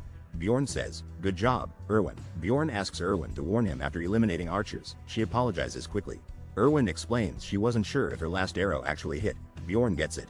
Bjorn realizes Erwin did the smart thing. Not sharing guesses keeps them safe. Bjorn brags. Erwin's leveling up fast as an adventurer, all thanks to his training. Suddenly, Erwin finds something new while defeating a goblin. Bjorn is instantly alert. They discover a glowing essence, dropped by the defeated goblin archer, something powerful. I never expected to get an essence this early in the game. Essences give rare stat boosts and skills, only 1 per level allowed. Picking the right essence is crucial, since each one is limited. These are super rare. It's wild we found one this early. Every time I get lucky, I start doubting myself even more. The elf asks if the essence will turn him into a goblin. Luckily, just new abilities. Some adventurers gain beast powers, like the guy with the wolf's nose. The elf girl asks if the guy wants the essence. He's caught off guard. The elf gets bolder, grabs the essence, and he thinks she's getting shameless. The big guy is confident. He already knows what essences he's aiming for. The barbarian is careful with essences, not wanting to waste gold. He offers Erwin the essence, but only if she promises something. Suddenly, a group rushes in and yells, demanding they stop. The armored leader accuses the barbarian and Erwin of wrongdoing. Erwin tries to explain, but senses trouble is coming. The barbarian reassures Erwin she doesn't have to answer the group. Another stranger pushes Erwin, and chaos erupts. The leader explodes in anger, furious that the essence is gone. Magic flares as the barbarian takes the essence before the others. Erwin thanks the barbarian for protecting her, still shaken. I knew these scoundrels would eventually show up. No surprises here. These guys saw the light, dashed over, and tried to steal the essence. Too late. Erwin already took the prize. Better luck next time, thieves. If it's a fight you want, then a fight you're gonna get. We're outnumbered, but we have to stand our ground no matter what. Can't show weakness now. If we do, things are only going to get worse. Bjorn dares his enemies to fight him or get out of his way. Bjorn and Erwin sprint full speed toward the portal, not slowing down. Erwin wonders if the four adventurers will chase them past the first floor. The rival group vows revenge, but Bjorn thinks they'll head the same way. Erwin is confused by Bjorn's logic and asks for clarification. Bjorn explains the rival group plans to leave when the first floor closes. Erwin realizes both parties were waiting near the portal for safety. Suddenly, Erwin warns of goblins ahead, suggesting they avoid them this time. Erwin panics. Escaping isn't possible because the goblins are already charging straight at them. Bjorn is shocked. Erwin's detection skill has always kept them safe until now. This cannot be just a coincidence. Something big is about to happen. Bjorn tells Erwin to follow him and quickly change direction in the forest. Erwin starts to respond, but something catches her off guard. Bjorn grabs Erwin and dodges a sudden attack, saving them both. Shocked, Bjorn realizes the last shot wasn't from a goblin archer. Bjorn says he could have dodged it. Erwin coughs, recognizing old enemies. Bjorn deduces the other party lured goblins toward them and set an ambush. Bjorn shouts, their enemies want goblins to weaken them first. Fight here, use your power. Erwin looks confused as Bjorn urges her to use the essence's special ability. Bjorn explains every essence grants powers, and Erwin just took a goblin archer's. Erwin just unlocked insane stat boosts and skills from the essence drop. She gained 2 new archery powers, poison arrows, and the ability to go stealth. Bjorn looks nervous. He admits he's clueless on how to use new skills. Erwin is suddenly surrounded by blue energy as her stealth skill activates. Bjorn realizes Erwin activated her new power just by willing it and is impressed. Bjorn tosses Erwin her gear, readying her for their next move. Bjorn goes full hero mode and tells Erwin he'll handle goblins solo. Erwin is super worried, but Bjorn's confidence is unstoppable. Bjorn lays out the mission plan. Erwin must assassinate the crossbowman when he gives the signal. Our heroes dash into action. Erwin is confused but follows orders, ready for the signal. Bjorn spots the goblin group from a cliff, ready to strike. He notices the goblins aren't scared, even after the crossbow shot. Confident, Bjorn charges in, sure he'll beat the goblins quickly. Arrows fly as Bjorn counts about 15 goblins in the group. He realizes 2 goblins look like elite swordsmen among the mob. Bjorn confirms there are no archers, until he's suddenly proven wrong. An arrow slams into his shield. He admits, I spoke too soon. Bjorn locks in, knowing he must watch for arrows while fighting. But a sneaky goblin creeps up, ready to choke him from behind. Bjorn battles fiercely, blocking goblin punches and fending off every attack. The warrior is surrounded, forced to fight alone without Erwin's backup. He's been hit, blood is pouring, and he can barely catch his breath. Exhausted, the warrior drops to one knee, stamina slipping away fast. Suddenly, 2 projectiles race toward him at once. He's gotta react fast. One arrow is from the goblin archer, the other's a crossbow bolt. He realizes there's no way to dodge them both. This is bad. He chooses to block the crossbow bolt and swings his shield up. The arrow nails him in the elbow. Couldn't it have missed that spot? The pain isn't normal. His arm feels paralyzed. The arrow must be poisoned. With only his right arm left, he must ditch either the hammer or the shield. Bjorn yells, I choose the shield. Preparing for another intense fight, he realizes the real threat isn't goblins, it's the other adventurers. Bjorn knows a warhammer could crush goblins, but shields block deadly bolts. Surrounded by goblins, Bjorn delivers powerful blows, holding his ground. He swings his shield, launching goblins flying with brute force. Panting and glaring, Bjorn wonders just how many goblins are left. As Bjorn stands firm, more goblins rush him from the darkness. Bloodied but alive, Bjorn sighs, satisfied he survived the brutal assault. Hidden warriors watch, surprised Bjorn survived the goblin horde alone. A rival leader steps from the shadows, admitting Bjorn surpassed expectations. Bjorn glares at the enemies, demanding to know where the crossbowman is. The rival group confirms it's them and mockingly asks about Erwin's whereabouts. Bjorn gets fired up, ignoring their taunts and challenges them to fight. The smug leader admits barbarians are tough, impressed Bjorn survived a horde of goblins. Still, he mocks Bjorn's obvious injuries and offers a deal to betray Erwin for freedom. Bjorn smirks, thinking these guys must be total idiots to believe him. The enemies get annoyed and claim Bjorn must be crazy, planning to beat the answers out of him. The enemy leader orders his team to stay alert, treating Bjorn like a dangerous monster. On command, the group charges, swords drawn, rushing to take down Bjorn. Despite his injury, Bjorn tries to move, hoping Erwin found the crossbowman and plans to signal her for help. Bjorn raises his glowing fist, confident that he knows what to do next. With a wild grin, Bjorn declares, "This is it," and gets pumped up. The enemy party is caught off guard as Bjorn signals Erwin with a flash. Bjorn hopes Erwin saw his signal, but can't hear her anywhere. He dives straight into action, trusting Erwin will handle her own target. Bjorn slams into his enemy with his shield, taking the fight head on. The opponent yells out for Illis, clearly feeling the pressure from Bjorn's attack. Illis strikes back with a powerful attack, even Bjorn feels the pain. Bjorn recognizes Illis' strength but refuses to retreat at this crucial moment. He fights fiercely, determined to draw all attention to himself for Erwin's sake. Bjorn suddenly worries. What if Erwin already lost to the crossbowman? A mysterious figure appears in a rush of energy, racing into the scene. The rival group flinches, realizing someone just shouted, "Projectile," in the chaos. Everyone scrambles as a massive projectile flies in. Is it a crossbow bolt or an arrow? Bjorn blocks it with his shield. He celebrates, Erwin is still alive. The shield holder commands, "You guys focus on the barbarian. I'll handle the arrow." The shield holder blocks another attack, taunting, "Not so fast," with a confident grin. Bjorn is frustrated, wondering if this guy planned to block Erwin all along. Bjorn and Erwin dash forward, but the shield holder aggressively intercepts them. Bjorn is overwhelmed. He can't defend against attacks from both sides at once. A rival dashes in to strike Bjorn from behind, raising his blade for a sneak attack. The rival slashes hard, vowing, "I give up what I can't save," and swings at Bjorn. Bjorn takes a hit but shrugs it off, his left arm's already useless. Bjorn charges, risking his weakened arm for a shot at the enemy's face. He thinks trading his hurt arm for a solid blow is worth it. The enemy can't believe Bjorn's move, it's blowing his mind. Bjorn slides back, getting ready for whatever's next. He's not out yet. One of the rival adventurers blocks an attack and shouts, "Hell, handle the arrows." Suddenly a fire arrow explodes. Bjorn yells, praising Erwin's perfect timing. The enemy freaks out. They underestimated Erwin's firepower and can't stop her arrows. Bjorn reveals the truth: Erwin is now an elemental archer, and it's a total game changer. The rivals are screaming as Bjorn attacks, chaos breaking out everywhere. Bjorn is bleeding and exhausted. He knows the fight is turning bad. One enemy vows to hunt Erwin, while Bjorn struggles to keep up. Another enemy pressures Bjorn to surrender, but he puts his trust in Erwin. The swordsman charges fast, but Bjorn braces with his shield. Bjorn slams an enemy to the ground with overwhelming force. The stunned enemy is thrown back, but isn't giving up yet. Furious, the bald enemy swings a massive attack at Bjorn. The opponent taunts Bjorn about being alone, but Bjorn thinks he's smarter than the rest. Bjorn braces himself for a duel, ready for the fight of his life. As the battle heats up, Bjorn realizes their strategy: stall him until help arrives. Bjorn plots a trick, pretend to swing his shield, but actually let go. He launches his shield as a surprise attack, catching his enemy off guard. Bjorn pants from effort, grabs his opponent, and declares he's had enough. He charges forward, disbelief in his eyes, realizing something isn't going as planned. With wild determination, Bjorn bites his foe, refusing to go down, and yells, "Die, now." Victory. Bjorn stands tall and catches his breath after a brutal fight. Erwin rushes over, calling out, "Good old sir," happy to see Bjorn safe. Erwin asks if Bjorn is alright, relieved she handled her enemies well. Seeing Bjorn hurt, Erwin urgently tells him to drink a healing potion, fast. Erwin insists drinking the potion is best for Bjorn's injuries and poison, demanding he chugs it now. A mysterious vial spills, signaling the aftermath of a fierce battle. Bjorn is surrounded by burning energy, panting, feeling his insides boil. He's in agony. He describes the brutal pain in his body, sweat pouring as he endures. Erwin cheers Bjorn to hang in there, while he weakly asks for the time. Erwin reports only 40 minutes left until the floor closes. Rest is impossible.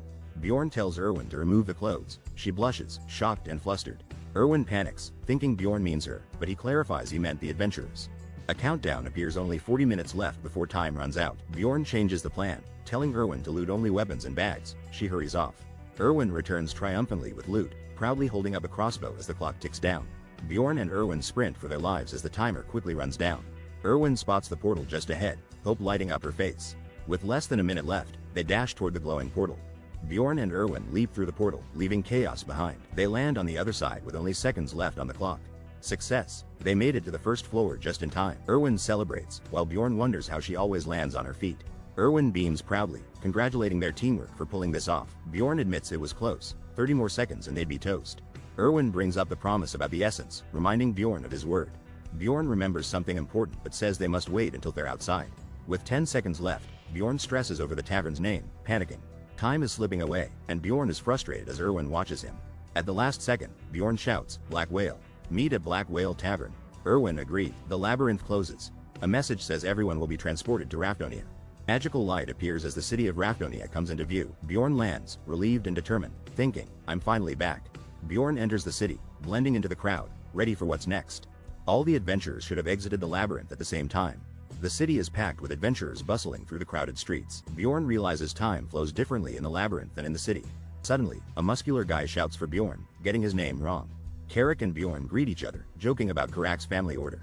More barbarians join, congratulating each other on surviving the labyrinth. The reunion becomes rowdy, with everyone bragging and sharing victory stories.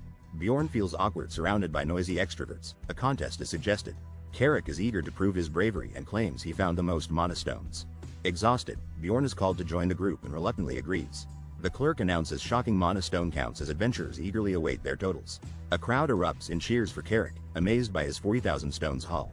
The clerk checks if all 3 pouches are filled with mana stones only.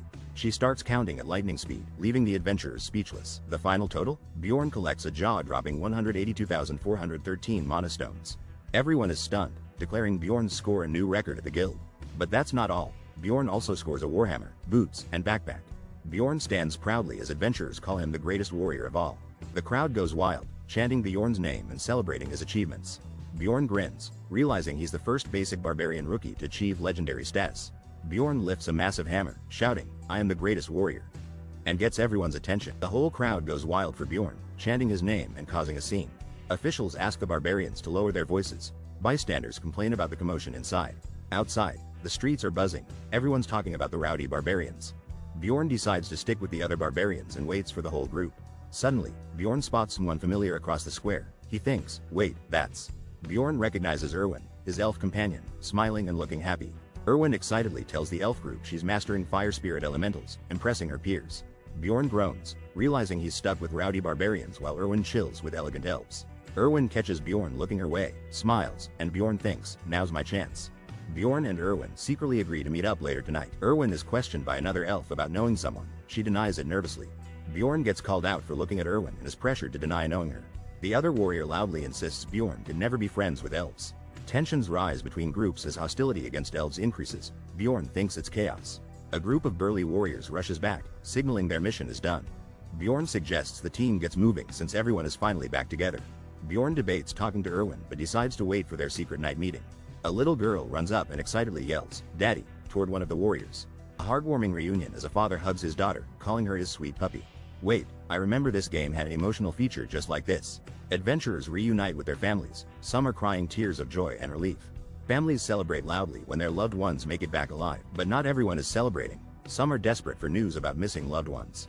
Some families are crushed by loss, sobbing as they realize someone didn't come back. Among the joy, there's also deep despair and sorrow. Survivors break down blaming themselves, but others insist they had no other choice. I spent countless hours playing Dungeon and Stone, but this hits differently. Adventurers return from battle, some calling out for fallen friends, asking why bad things happen. Seeing these raw emotions in real life is totally different than playing on my computer. Bjorn looks back at his brutal battles and feels absolutely terrible about it. A barbarian slams down a drink, shouting, time for a drink. The barbarians go wild, guzzling ale like party animals at Oktoberfest. Bjorn wonders why there's so much pressure to drink, even at this tavern. He admits he's only sticking with other barbarians to learn something new. But Bjorn quickly realizes everyone's just getting drunk, and he's wasting his time. Bjorn stands up, telling the others he's leaving because he has somewhere to go. The crowd's surprised. Bjorn, their hero, can't be leaving already, right? The barbarians salute, wishing, hero of the day, Bjorn good luck as he exits. Bjorn escapes the tavern, but someone shouts, wait for me, and races after him. Bjorn gazes into the distance thinking, so peaceful, enjoying a rare calm moment. He notes there's no monsters here, or adventurers with harmful intentions. People are living normal lives, chatting about dinner and what to do tonight. Bjorn admires how there's law, order, and safety throughout this city. He realizes even if he passed out in the street, he'd be safe here. Bjorn admits he's in another world, a place less civilized than his old home. He approaches his hotel room, number 305, ready to relax for once. Finally, he treats himself to a hot shower, letting the tension melt away. Bjorn thinks, maybe this city won't be as bad as he feared. Drying off, Bjorn sighs in satisfaction. Phew, I needed that. Bjorn throws himself onto the bed, exhausted and deep in thought. Lying awake, Bjorn struggles with his emotions and bites his hand. He confesses he desperately wants to go back, even if no one misses him. Night falls as Bjorn stares outside, feeling alone in this world. Staring at the ceiling, Bjorn says, God, I miss my home. At 9:18 p.m., Bjorn sits up on his bed, restless and determined. He remembers exiting the labyrinth at noon and realizes he napped for hours. Bjorn decides to visit Black Whale Tavern to meet up with Erwin. An old man looks surprised, telling Bjorn the Black Whale Tavern closed 10 years ago. Shocked, Bjorn learns the tavern closed due to gambling, and everything has changed. Bjorn realizes this world's timeline is set years before his game experience. He recalls the business is now called Fidenpus and heads there. Bjorn notes the building replaced the Black Whale Tavern and can read foreign text. The tavern is lively and chaotic, and Bjorn searches for Erwin inside. Erwin waves him over, sitting with a mysterious woman he vaguely remembers. The new woman confronts Bjorn, identifying him as the infamous barbarian. Bjorn introduces himself as Bjorn, son of Yandel, and the woman reveals she's Erwin's sister. Bjorn is surprised by her introduction, but she insists he call her Terja. Bjorn questions why Terja is there. She demands answers about his intentions. Terja becomes intimidating, demanding to know why Bjorn invited Erwin to a tavern at night.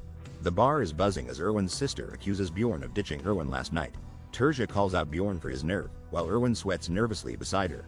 Bjorn looks confused, asking what happened last night. Terja doesn't buy it, accusing Bjorn of pretending to forget. Bjorn urgently asks Erwin how long they've been out of the labyrinth. Realization hits Bjorn. It's been 30 hours, not 4 like he thought. Bjorn double-checks, still in shock at losing track of so much time. Laughing at himself, Bjorn shouts he's slept for over 24 hours straight. Bjorn frantically apologizes to Erwin, feeling super guilty for missing their meeting. Bjorn explains he accidentally slept through an entire day and apologizes again. Erwin's protective sister is shocked to see Bjorn being polite and apologetic. Terja doubts Bjorn's punctuality and cuts to the real question: why Erwin? Bjorn refuses to answer Terja, saying Erwin can speak for herself. Terja mocks Bjorn as uncivilized and calls him a stinking barbarian. Heated arguments erupt. Terja says Bjorn should change his attitude toward Erwin. Bjorn slams down a bag of cash, 350,000 stones, ready to pay. Bjorn says the money should cover the essence Erwin used. Bjorn glances, realizing this conversation feels exactly like a K-drama scene. Terja slaps money at Bjorn, demanding he takes it and leaves Erwin alone. Terja coldly asks Bjorn what's making him hesitate with the money on the table. Terja glares, accusing Bjorn of wanting something more than he claimed. Bjorn sits with Erwin and Terja, asking Erwin if she agrees. Bjorn admits he wants Erwin's help until he gets his desired essence. Erwin is shocked the deal is so simple. Bjorn wants to split loot evenly. Erwin is happy at first, then suddenly freezes with uncertainty. Erwin sulks, apologizing, while Bjorn wonders if their teamwork is falling apart. Terja declares Erwin will now explore the labyrinth with her instead of Bjorn. Terja explains Erwin only went alone because of tradition. She's never alone now. Bjorn realizes Erwin's always had help, and connections mean everything here too.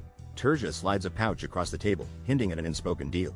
Bjorn argues for a fair loot split, but Terja demands 280k stones. Terja laughs, realizing she almost forgot about the agreed 9-to-1 split. Terja slaps a bag of stones on the table. Bjorn is annoyed. Bjorn grumbles to himself about sly elves, wanting privacy to talk to Erwin.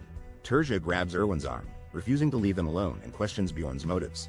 Erwin thanks her sister for worrying about her but insists she's fine. Terja realizes Erwin isn't a little kid anymore and reluctantly backs off. Terja demands Bjorn swear on his honor not to sleep with Erwin. Terja shouts her demand, agreeing to leave if Bjorn makes that promise. Erwin blushes, shocked. Bjorn humorously wonders what's still allowed, considering the loophole. Terja demands action, pointing at Bjorn and Erwin with authority in the tavern. Bjorn declares his honor as a warrior, but mocks its importance inside. Terja struts out confidently, leaving Erwin and Bjorn at their table. Terja pauses to say she almost forgot something important before leaving. Terja calls back with a sly smile, thanking Bjorn for saving Erwin's life. Bjorn sighs as Erwin collapses on the table, exhausted and uncertain. Erwin worries she upset her sister by standing up to her for once. Bjorn reassures Erwin, saying Terja's parting smile was a good sign. Erwin apologizes to Bjorn, torn between loyalty to her sister and friendship. Bjorn smiles and tells Erwin there's no need to apologize or feel sorry. Erwin hands Bjorn a huge bag of stones from their recent loot. Erwin cheerfully mentions more loot is stashed in her room, ready tomorrow. Bjorn nervously asks how he could possibly compensate Erwin for her help. Erwin says she just wants to repay Bjorn for saving her life. Bjorn ponders his reward but feels awkward about asking for anything. Bjorn suggests they eat first because he can't think of a request yet. Erwin says she's not hungry, but Bjorn decides to order food anyway. Erwin pauses, considering what she actually wants to do next. Suddenly, Erwin excitedly asks if they can get something to drink, like ale. Erwin admits she saved her first drink just to celebrate returning with Bjorn. Non-human races cherish their first celebratory drink after surviving the labyrinth. The elf tells Bjorn he should be saying thank you instead. Erwin beams, reminding Bjorn they survived the labyrinth together and should celebrate. She teases Bjorn, claiming this can't be his first drink. He's confused. Bjorn reveals he's actually 20, surprising Erwin, who thought he was joking. Bjorn laughs, saying it's his first time in the labyrinth too. Epic food and drinks fill the table, ready for their well-earned celebration. Erwin thanks Bjorn for everything in the labyrinth, mug in hand. Bjorn smiles back and toasts Erwin, Cheers to surviving together. Erwin jokes she's never seen Bjorn with a shirt, and he fires back. Bjorn downs a huge drink while Erwin jokes he drinks like a monster. Bjorn tells Erwin she can finally repay him for saving her. Erwin is curious and asks what Bjorn wants as repayment. Bjorn whispers that this request is secret and they shouldn't be seen discussing it. Erwin blushes, surprised, and tries to guess Bjorn's real meaning. Erwin suggests continuing the talk privately in Bjorn's room, and he agrees. Outside a door, Bjorn urges Erwin not to be so stiff while entering. Bjorn grits his teeth, asking Erwin to be gentle, clearly feeling pain. Bjorn accidentally nearly dislocates Erwin's shoulder, showing just how strong barbarians are. Erwin yells that she's definitely not flexible enough for this and protests. Erwin swears on her clan for a break while Bjorn reluctantly agrees. Erwin nervously checks if her arm survived, wondering about her flexibility stat. Erwin glares, asking if this crazy stretching was really about testing abilities. Bjorn says using special skills in the city gets you arrested, so he needed to test discreetly. Dungeon and Stone is an immensely unkind game, the narrator bluntly states. The game's stat point system splits into 3 categories, but that's only the beginning. This game has thousands of hidden stats that affect your abilities in crazy ways. Boosting strength not only bulks you up, but lets you carry more and hit harder. Even with the same physique stat, 2 players can end up completely different in battle. I spent years figuring out these stats, but some are still a complete mystery.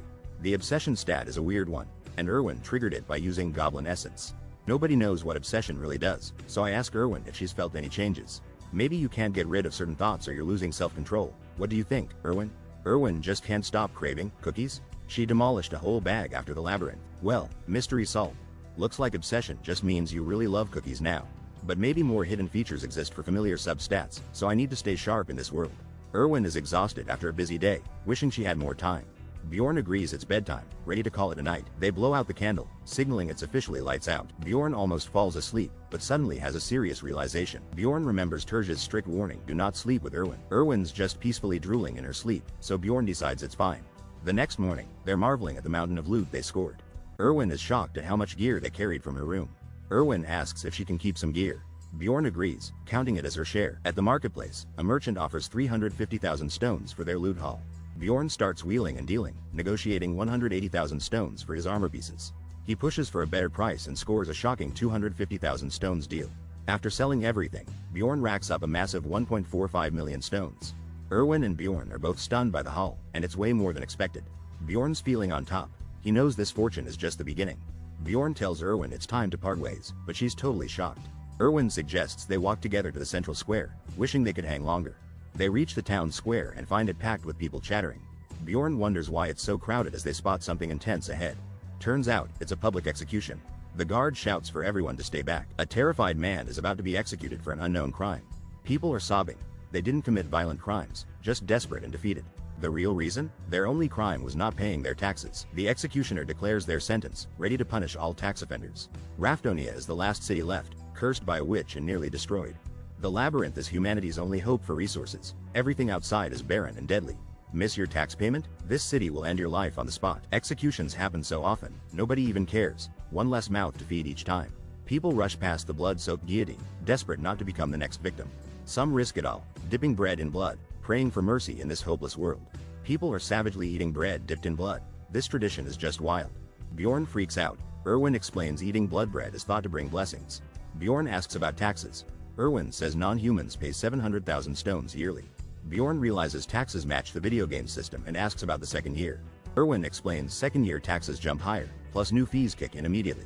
The tax keeps rising every year, so Bjorn must progress fast in year 1. Bjorn and Erwin watch, shocked, as more people chew blood bread at the ritual. Bjorn warns himself, if he fails, it could be his blood on the ground. Bjorn vows to gather as much money as possible before he retires from adventuring. Bjorn's goal becomes strong enough to hunt and loot monsters on the 6th floor. Someone's worried they'll be executed in public if they mess up again. Bjorn enters a massive, newly built library, stunned by its size and history. Everyone's glaring at Bjorn. Apparently barbarians don't usually come to libraries. Bjorn spots a blonde girl snoozing and drooling on her homework. He recognizes her, Einar, daughter of Fen, somebody, but she's seriously out cold. Bjorn pokes Einar awake, totally confused. What is she even doing here? Einar wakes up, drooling but suddenly alert, staring right at Bjorn. She calls out Bjorn, son of Yandel, glad he survived all the chaos. Einar shouts Bjorn's name across the library, super hyped to see him. Bjorn reminds Einar to chill out, but she laughs, excited to see another tribe warrior here. The barbarian woman reflects on the advice to think first before acting. Bjorn is impressed by her reasoning, considering her wise among barbarians. She learned the labyrinth holds dangers beyond monsters and shares her realization with Bjorn. She's honest about her struggles, unlike typical barbarians who just brag. She tried studying to improve but admits reading is just too hard for her. She plans to visit the elders at their sacred grounds to learn to read. She insists on acting right away, or else she'll forget her motivation. Remembering a debt, she offers to repay Bjorn for his previous advice. She invites Bjorn to Angry Rhino Inn, promising help if he ever needs it. Bjorn accepts her offer but reminds Einar not to forget her promise. Bjorn walks away, determined, knowing he'll need serious help soon. In a massive library, Bjorn struggles to find a specific book. Bjorn spots someone at a desk and feels a sudden jolt of hope. The strict-looking librarian is actually asleep, and Bjorn nervously wakes her up. The librarian wakes and asks Bjorn, "May I help you?" looking super professional. Bjorn asks the librarian for books, hoping to find history records. The blue-haired librarian casts a glowing magic spell for Parsidia. Bjorn is shocked, wondering if he just got hit with a spell. The librarian yawns, explaining Bjorn can now find any book he wishes. As Bjorn asks for more info, she falls asleep right in front of him. Bjorn is completely confused as the librarian naps at her desk. Taking her advice, Bjorn explores and discovers the spell guiding him to books. He realizes his thoughts point him to the right book every time. Bjorn is blown away by how useful the spell is, grateful for the magic. The first book he finds reveals the world was cursed by an ancient witch. Raftonia barely survives a disaster. Resources are so low, the city almost starves. To save the people, the royal court opens a portal to the labyrinth. Bjorn discovers legends match the game's prologue. He's reading up on alchemy basics. Bjorn learns mana stones from monsters can be turned into food, water, and metal. The mechanism is mysterious, but Bjorn decides to memorize all the details anyway. Bjorn reads about conflict between barbarians and elves but wants info from the fourth book.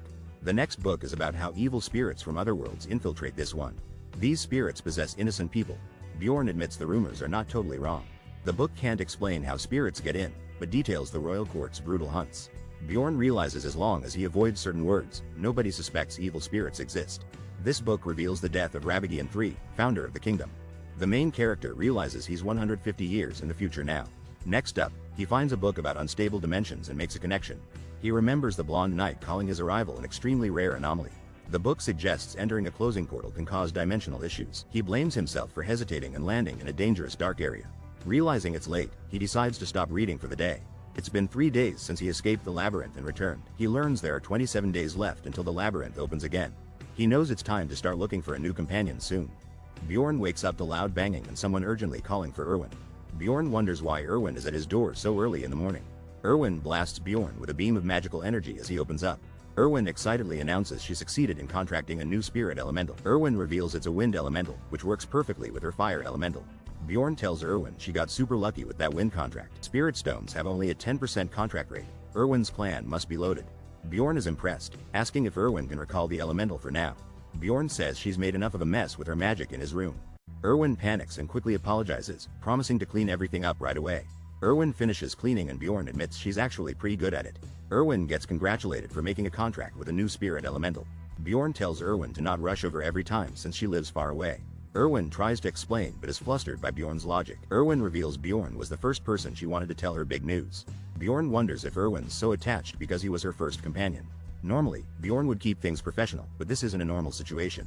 Bjorn tells Erwin she can visit whenever, intending to keep things mutually beneficial. Erwin blushes and calls them comrades in arms, showing how much their bond means to her. Erwin happily agrees, and Bjorn decides staying connected like this isn't such a bad idea. 26 days until the labyrinth portal opens, and Bjorn is ready to prepare. Bjorn heads to the Angry Rhino Inn, the gathering place for barbarians.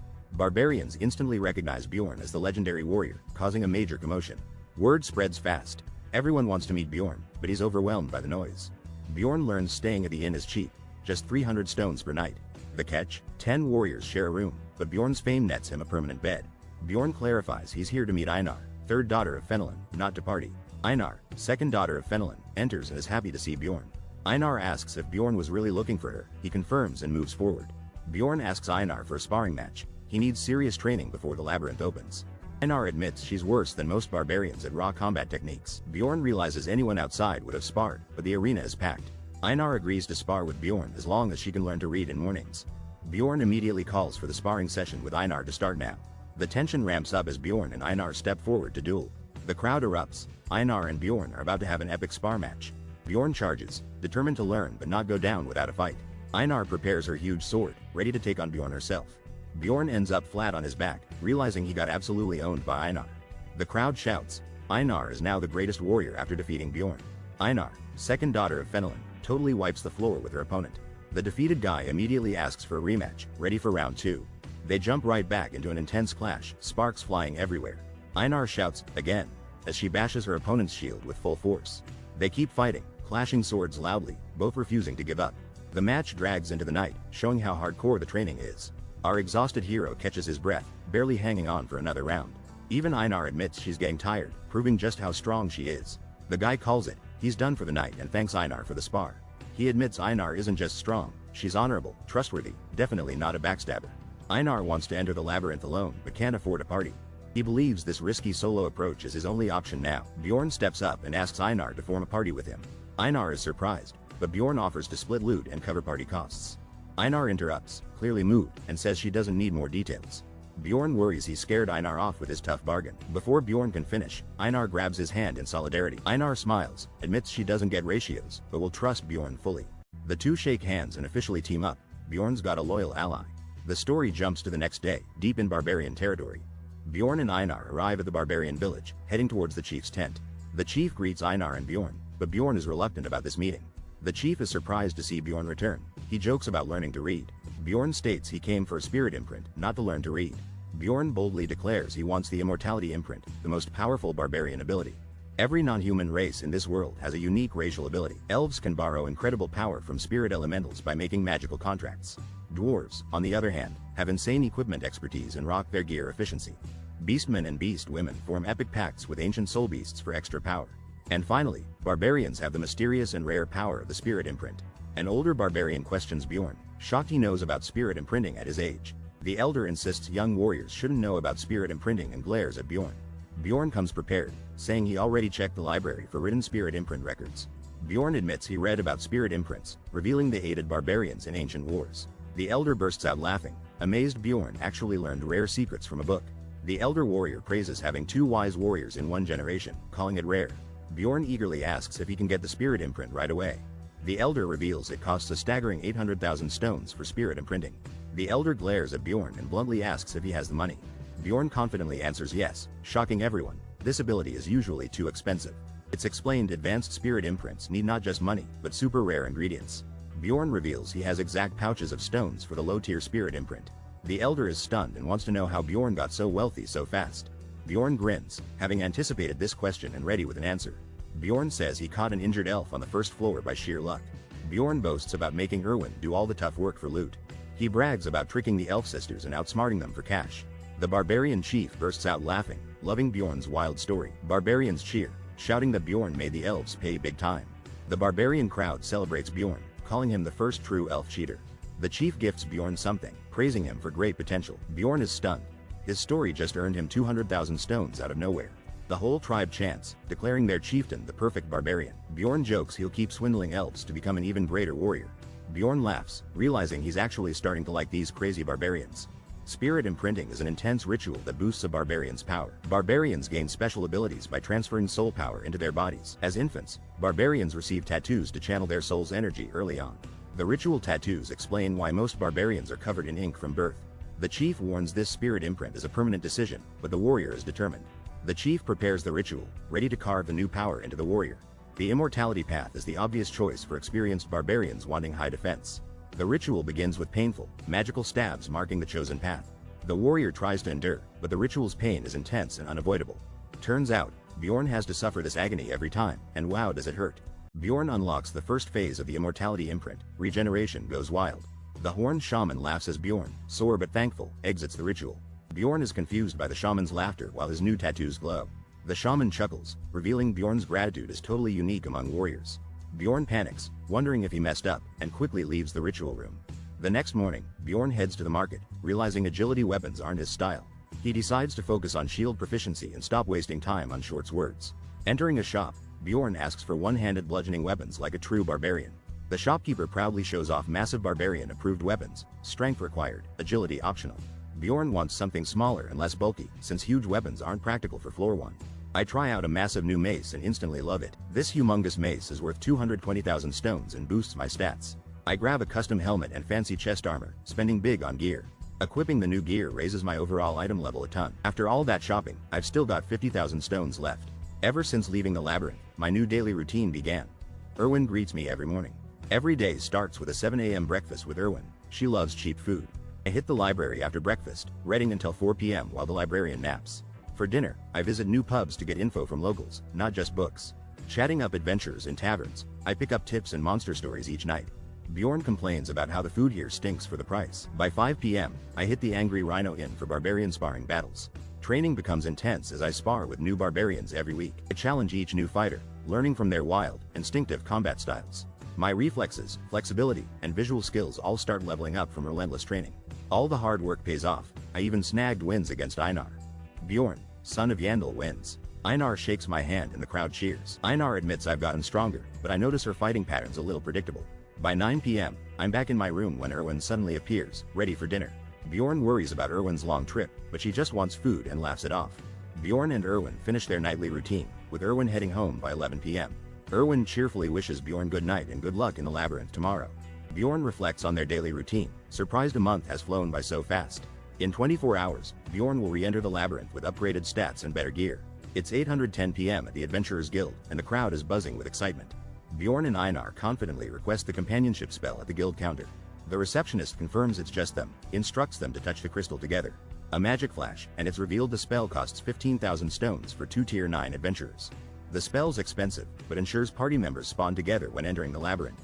The receptionist explains adventurer tier is based on essence consumed, affecting the spell's price.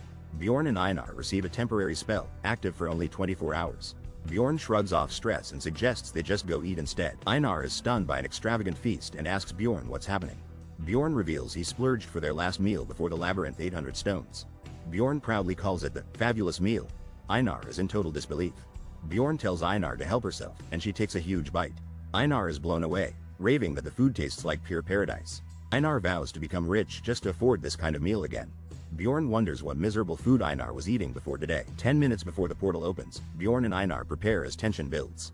Bjorn realizes how huge the portal truly is this time around. Pardon and his crew arrive just in time. Everyone cheers his leadership. The veterans spot rookie barbarians about to enter the labyrinth and laugh. Einar gets nostalgic, but Bjorn reminds her they're only a month ahead. The portal bursts open with energy. The crowd gets ready to dive in. Einar tells Bjorn it's go time, but he pauses her plan. Bjorn explains a risky theory about unstable portals. Einar trusts him anyway. As the gate is about to close, Einar panics but trusts Bjorn's timing. Bjorn notes the portal is shrinking fast. They'll rush in at the perfect moment. With the gate almost closed, Bjorn gets laser focused, ready for action. Bjorn and Einar charge into the labyrinth, despite warnings that it's dangerous. Bjorn opens his eyes wide, realizing he was right about a hunch. Einar panics in pitch darkness. Bjorn tells her to stay calm and explains the dark area. Bjorn confidently lights a torch, surprising Einar, who questions, this time. Suddenly, Einar gets distracted. Something mysterious appears, making both on high alert. Bjorn grins, saying the mysterious thing is a monumental stone to access floor 2. Bjorn reveals true gamers use every trick, even bugs, to get ahead in this world. Bjorn places his hand on the portal. Sparks of energy swirl everywhere. Bjorn and Einar activate the portal and watch a massive burst of light. Einar is shocked, but Bjorn confidently says, let's go, as he gains experience points.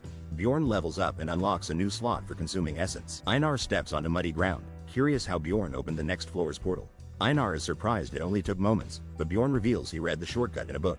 Bjorn hears the eerie cries of spirits and distant crows, tension rising fast. Bjorn realizes they've entered the land of the dead, the air thick with dread. Bjorn turns to Einar and asks if she senses something strange in this place. Bjorn clutches his chest, feeling an odd sensation. It's like something invaded his body. Einar congratulates Bjorn for raising the dignity of his soul. He just leveled up. Bjorn realizes leveling up increases soul power and lets him use special abilities. At level 2, Bjorn can now consume 2 essences at once for more power.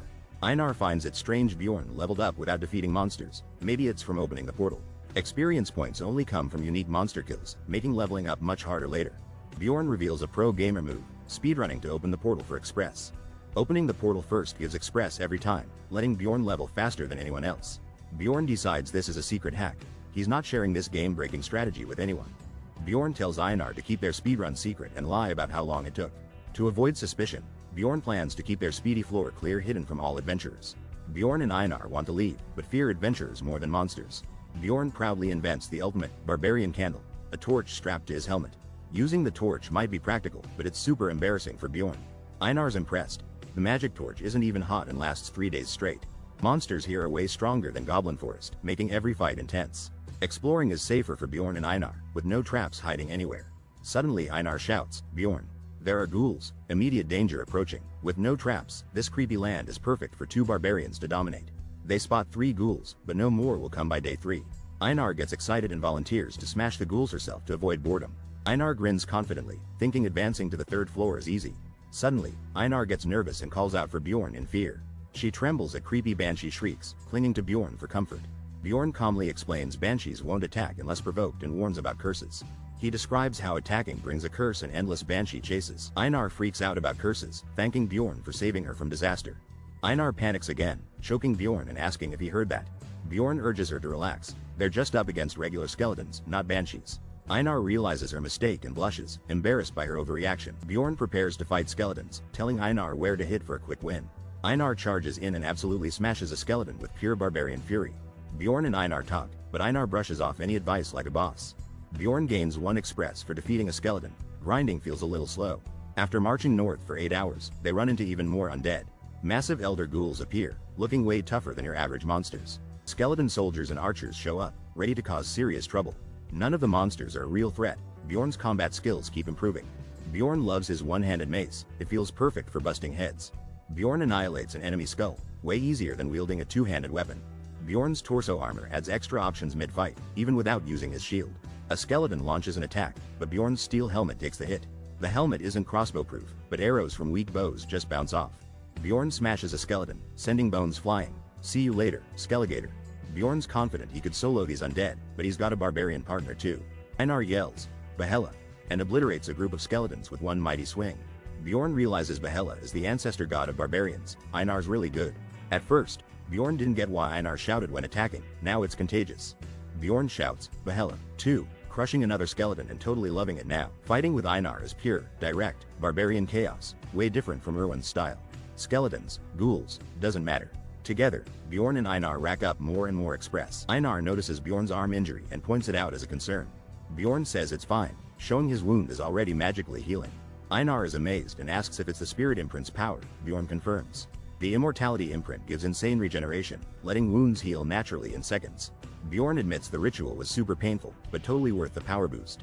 Bjorn realizes the terrain underfoot has changed. They've traveled deep into the labyrinth. Banshee's howls rise in the distance. Bjorn tells Einar to be ready for trouble. Bjorn warns Einar they're about to face some seriously dangerous tier 8 monsters. Einar panics as creepy sounds grow, but Bjorn tells her to prep for battle. Suddenly, a hulking death fiend ambushes them. Bjorn blames the labyrinth's terrible lighting. The terrifying monster appears, looking way scarier than anyone expected. Bjorn gives Einar battle instructions, aim for its head only. The monster charges with a roar while Einar and Bjorn prepare to strike. Einar lands a brutal blow to the monster's head, but it's unfazed. Bjorn realizes his attack didn't even scratch the monster's tough skin. The monster counters and sends Bjorn sliding across the ground. Even though it's insanely strong, Bjorn buys crucial time for Einar. Einar goes in, slicing at the monster with all her strength. But her sword screeches uselessly. She can't even cut its skin. A massive impact knocks Einar back, showing this monster is on a whole new level. Einar warns Bjorn the monster is super tough and barely taking damage. Bjorn realizes this death fiend has insane defense, just like in the game. Even Einar's strongest attack barely scratches it. The monster's wounds heal instantly. The death fiend unleashes a terrifying roar as Bjorn and Einar panic. Suddenly, the death fiend uses its special move, summoning something huge. Bjorn shouts, it's summoning ghouls with Call of the Dead. An army of ghouls rushes them. Bjorn knows this fight just got wild. Bjorn shouts, Einar, take care of the ghouls first. Bjorn charges in, vowing to keep the death fiend distracted. Bjorn lands a heavy blow, but the death fiend blocks effortlessly. The death fiend counterattacks and sends Bjorn flying backwards. Bjorn slides to a stop, shocked by the death fiend's power. Bjorn keeps fighting, but the death fiend's defense seems unbreakable. Einar bursts in, shouting she finished off all the ghouls. Einar races forward, promising to help Bjorn now. Einar leaps with her sword, ready to strike the death fiend. Einar smashes her blade into the death fiend, landing a massive hit. Bjorn stands his ground, gripping his weapon and declaring, I'm still here. Bjorn lands a huge blow to the death fiend's head, unleashing all his power. The death fiend staggers back, injured, but still monstrous and fearsome. Blood explodes from the fiend's head, showing just how brutal the hit was. Bjorn celebrates, thinking the attack finally worked thanks to massive blood loss. Suddenly, the death fiend recovers fast and slams the ground with tremendous force. Bjorn wipes sweat, shocked he could one-shot a goblin but not this beast. But the wound on the death fiend is already healing insanely fast. Bjorn realizes they can't outdamage the monster's regeneration, questioning if they should retreat. The death fiend lifts Einar off the ground and Bjorn calls out for her in panic.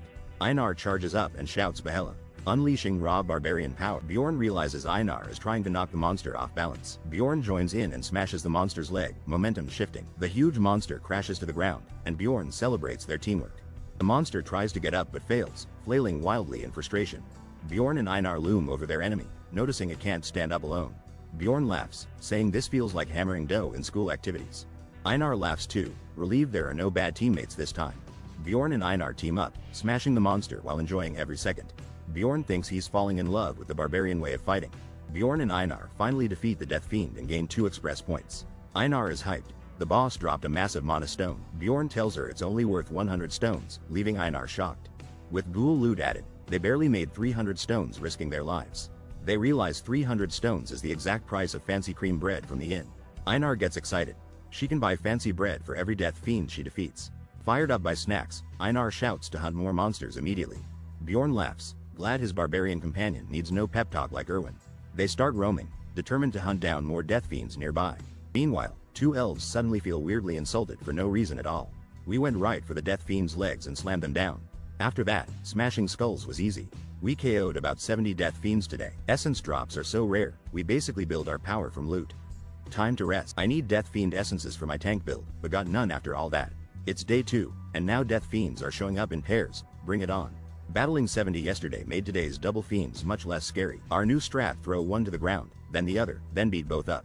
If ghouls swarm us, we run for our lives. Death Fiends never leave their turf. Now Death Fiends are coming in bigger packs. Even we can't handle 3 at once. Time to retreat. By the end of day 2, our hunt was done. We set up camp in the creepiest spot ever. Bjorn and Einar run into another group of torch-carrying adventurers in the ruins. The other adventurers freeze, sweating nervously as tension fills the air. Their leader demands to know Bjorn's intentions, clearly on edge. Einar shuts them down, gripping her sword and telling them to leave right now. The strangers shudder in fear at Einar's intimidation. Nobody wants this smoke.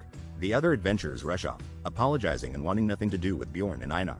Einar insists they move camp, warning Bjorn that humans can't be trusted. Bjorn wonders why Einar is so distrustful. Maybe something happened on her last adventure. Bjorn resolves to ask Einar about her past when there's time. Bjorn glances at Einar, realizing they might need to accept a worse campsite now. Someone screams, "Spare me." As Bjorn commands with a fierce stop, Bjorn and Einar tense up, hearing desperate cries in the gloomy forest. Einar whispers this was an adventurer killing another, not a monster attack. Hidden voices panic, "Let's get out." But someone challenges, "Who goes there?" A burst of light reveals a shadowy figure as Bjorn and Einar approach. They find 4 adventurers dead, killed moments before, not by monsters. There's no monster evidence, only traces of fire and poison surround the bodies. Bjorn and Einar spot a mysterious woman standing confidently among the corpses. Blood drips from the woman's hand. She looks completely unfazed. The woman mocks Bjorn and Einar as novices. She's a ruthless plunderer.